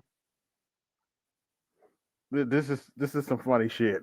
But brace yourself. I think I've seen this. Yeah, this is some funny shit. This is some funny shit though. Hi, it's me, Mario, and today. Yeah, that's funny. Give me your overalls. Your overalls. Don't you have a haunted house to clean out, or Luigi? Leave him be. Mm-hmm. Oh man, I have not touched a Nintendo game system since last time I touched a Nintendo game system. It was a Wii. I haven't owned a Nintendo game system in over 30 years, so don't feel bad. Nah, well, I haven't touched I hadn't touched a Super NES in a long time, and that was some of the best gaming memories I ever had. Yeah, me too. Super Mario World, Super Mario Kart. I remember playing Super Play Action Football, the first ever EA baseball game. Super Mario MLB All Stars. Mortal Kombat, Super Street Fighter. Super Street Fighter, no, it's not Super Street Fighter, but Street Fighter 2 and Street Fighter 2 Turbo. Mm-hmm. Those were dope. Some of the FIFA games back then, FIFA International Soccer, the OG, when it started. The NBA Live games were dope. And oh yeah, Link, NBA Jam. Yep, NBA Jam. They had it on WrestleMania. PS3. Yeah. Oh, WrestleMania. The trilogy was WrestleMania, Royal Rumble, and then Raw. 92, 93, 94, respectively. Yeah. You had the WrestleMania arcade game. Oh, that was dope. But yeah, but the roster lineup was different from gaming console. Yeah, the arcade, it didn't have Yokozuna and Bam Bam. Yeah. They were available on PlayStation though. They weren't available on the Super NES version, I remember. Yep. No, they didn't have Rodney on the Super NES version, sadly. Bullseye! I miss Rodney, man. That dude was just shit back in the day. Oh, he was funny as hell. Yokozuna. Oh, he was funny as hell. I mean, there was when yeah, they were touring. Rodney's an Asian nigga. You don't believe? Let me see if I can find it. He's Samoan. What do you mean Asian? Mm-hmm. He was a hip hop head. I mean, I've told the story before, but I remember when WWE have these original series of shows. One's called Table for Three. Mm-hmm. One was involved the entire Bone Street crew were the remaining members. Rikishi, Taker, Godfather, the Godwins, and they were talking about Paul Bearer, some of the ribs they pulled on each other. When Yoko was there, and there was one gag, one thing that Godfather said. He and Yoko were driving on one road. Yeah. In the South. He's Who did you wrestle for on TV? WCW or WWF? WWF. WW. Yes, that's Yokozuna, and he can't talk. F. What? What title did you hold? The World Wrestling Federation title. Who did you wrestle against to get that? Hulk Hogan and Bret Hart. How long have you been wrestling? 13 years. So you didn't wrestle when you were like a little kid? No. I was doing other things when I was a little kid. What made you want to wrestle? Since you started like so late, like most people, it seems like they started when they were younger. I started when I was 17. My whole family's in the business. I don't know if you guys know. Oh, that's an understatement. The Wild Samoans, Alpha and Sika. I have my cousins out there, the head shrinkers, Samu and Fatu, and there's about 7 of us in the business today. There's more than that now. Oh, way more. There's way more than that now. Shit. Let's see. The Rock, Roman Reigns, Nia Jax, Rikishi, Solo Sikoa, Jimmy and Jay Uso. There's also there was Lance on Hawaii at one time. The guy name is Manu. That is Alpha Jr. Yeah, Jacob Fatu. That is Jacob Fatu's got a younger brother named Journey, who's on the independent circuit right now. You got a couple other guys like one of the head shinkers, Samu, his brother Lloyd. Shout out to the head shrinkers. They're actually playable in the current WWE game. Yeah. So it's Peter Maivia. Yeah. Hey, don't forget about the Tonga kid, TK. That's Jacob Fatu's dad. Rikishi's a fraternal twin. That motherfucker was a joker because he and Haku at the time, they were known as the Islanders back in the 80s. A lot of people forget that. Because they wrestled the British Bulldogs. The toughest son of a bitch in wrestling. Haku was at WrestleMania. You know that? WrestleMania? When Jacob won the belt, Haku came down to ringside and gave him his props. Nice. We forgetting. Haku is also friends of family, even though he's Tongan. Haku, his three sons are in the WWE. Tongaloa, Tama Tonga. Yeah, Tama Tonga and Tama Lloyd. That's right. Yeah. And then there is the baby, who is, even though he's 6'8", 6'7", 6'8", he's the baby. And that's Hikuleo, who's supposed to be going by the name of Tala Tonga now. Okay. And who else am I forgetting? I mentioned Manu, aka Alpha Jr. There's Let me see if I can Yoko. There was like LA Smooth, another cat. It was interesting. But Rikishi, he got into Yoko got into business young when he was 17. Alpha Jr. got in when he was like 18, straight out of high school. The story of how Rikishi got into business is similar to how TK got into business as well. They were kind of, in the case of Tonga kid, he was kind of fucking up, getting in trouble in school. So his parents, his mother, who is actually his late mother, Vera, was Alpha and Sika's sister. Yeah, she real makes quick, the call. and we're gonna get out of here after this, but real quick. Okay. If you ever doubt what the stories you hear about Haku, listen to this one. Like I said, you could hit me in a safe area hard as you want. It was me and Kane against Rikishi and Haku chopped me, and I immediately just kind of quickly grabbed him and this is the Undertaker. turned him around, and it was, it was one of those moments like I just did it, and then it dawned on me who I had just grabbed I was and about to whipped. say. I didn't tater him, Yeah. but it was like in that moment of like, oh, this is Haku. Thank goodness he loved me. He didn't kill me. If it was a real fight, like if you were really going to throw down, who's the guy there? And it seems like everyone votes him as the guy. It's almost mythical. Haku, brother. They say he's the toughest man. But the craziest thing is he is a sweetheart. I didn't like getting chopped. Like I said, Yeah. From what I heard, he's the nicest dude you ever meet. But if you fuck with him, that sucks for you. That's how they work. Bobby Heenan said it best about the Samoans and Tongans, the Islanders. Mm-hmm. They are very peaceful people until you cross them. Yes. I forgot to mention a couple people also who are part of that, who are associated with them as well. In the case of Haku, fellow Tongan, the Barbarian. Yes. And the Barbarian has, and Barbie's got they call him Barbie sometimes. Barbie has a niece named Lady Tapa who competed in TNA. Okay. She's she's our age actually.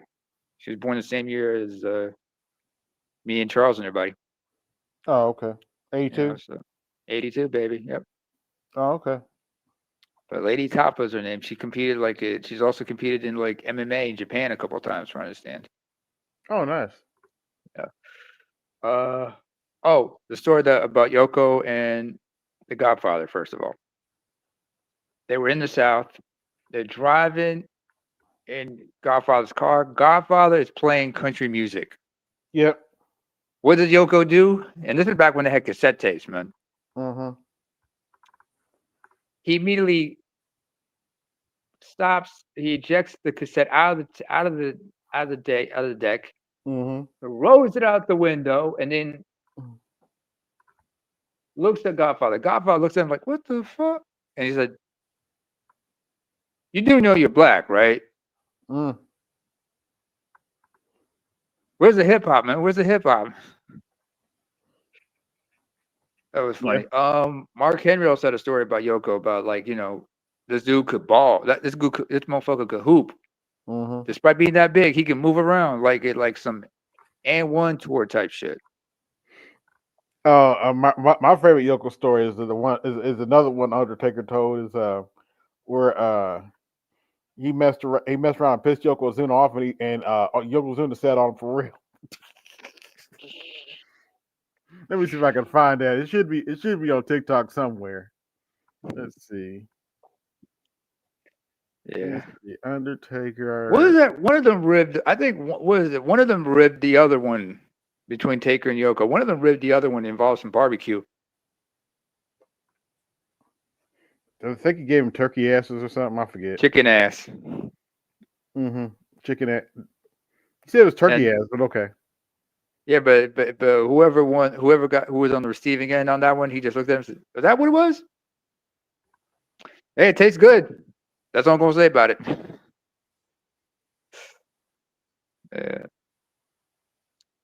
Who else? Wild Samoans, Peter Maivia. It was Peter Maivia who introduced the Wild Samoans into the business. Mm-hmm.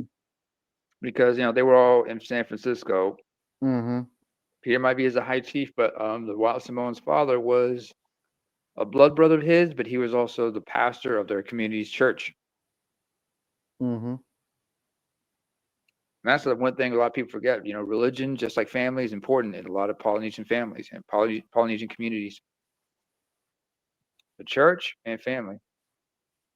And they have a lot of kids.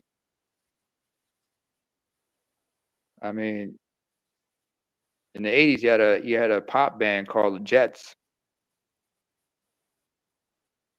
And they had a bunch of kids. It was like the Jacksons all over again, only in Iowa, I think it was. Mm. So yeah.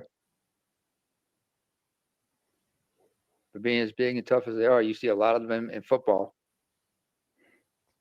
Wait a minute, Namer. Mm-hmm. I thought all we did is hate on black women. Though I thought we were supposed to hate on black women for 3 hours.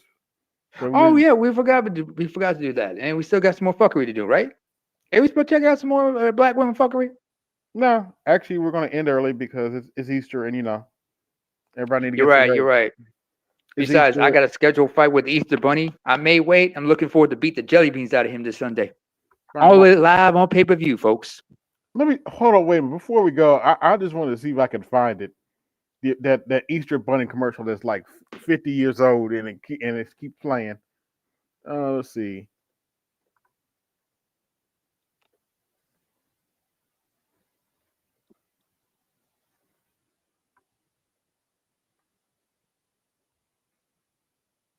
Take your time.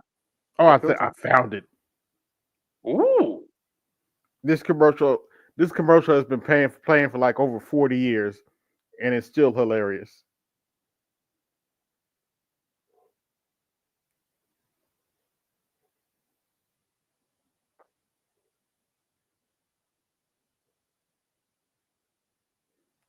Oh, it's 30 years old, but they've been playing it forever. This is an English one. Cadbury? That's English. Something more cuddly. Yeah. Bigger. Friendlier, maybe. Thank you. Not quite what we had in mind, yes. Everyone wants to be the Cadbury Bunny, because only he brings Cadbury cream eggs with their delicious milk chocolate outside and creamy filling. While others may keep trying, there's only one Cadbury Bunny, and no bunny knows Easter. This commercial's old as fuck, but they've been playing it forever. You're better than him. Everyone. Big.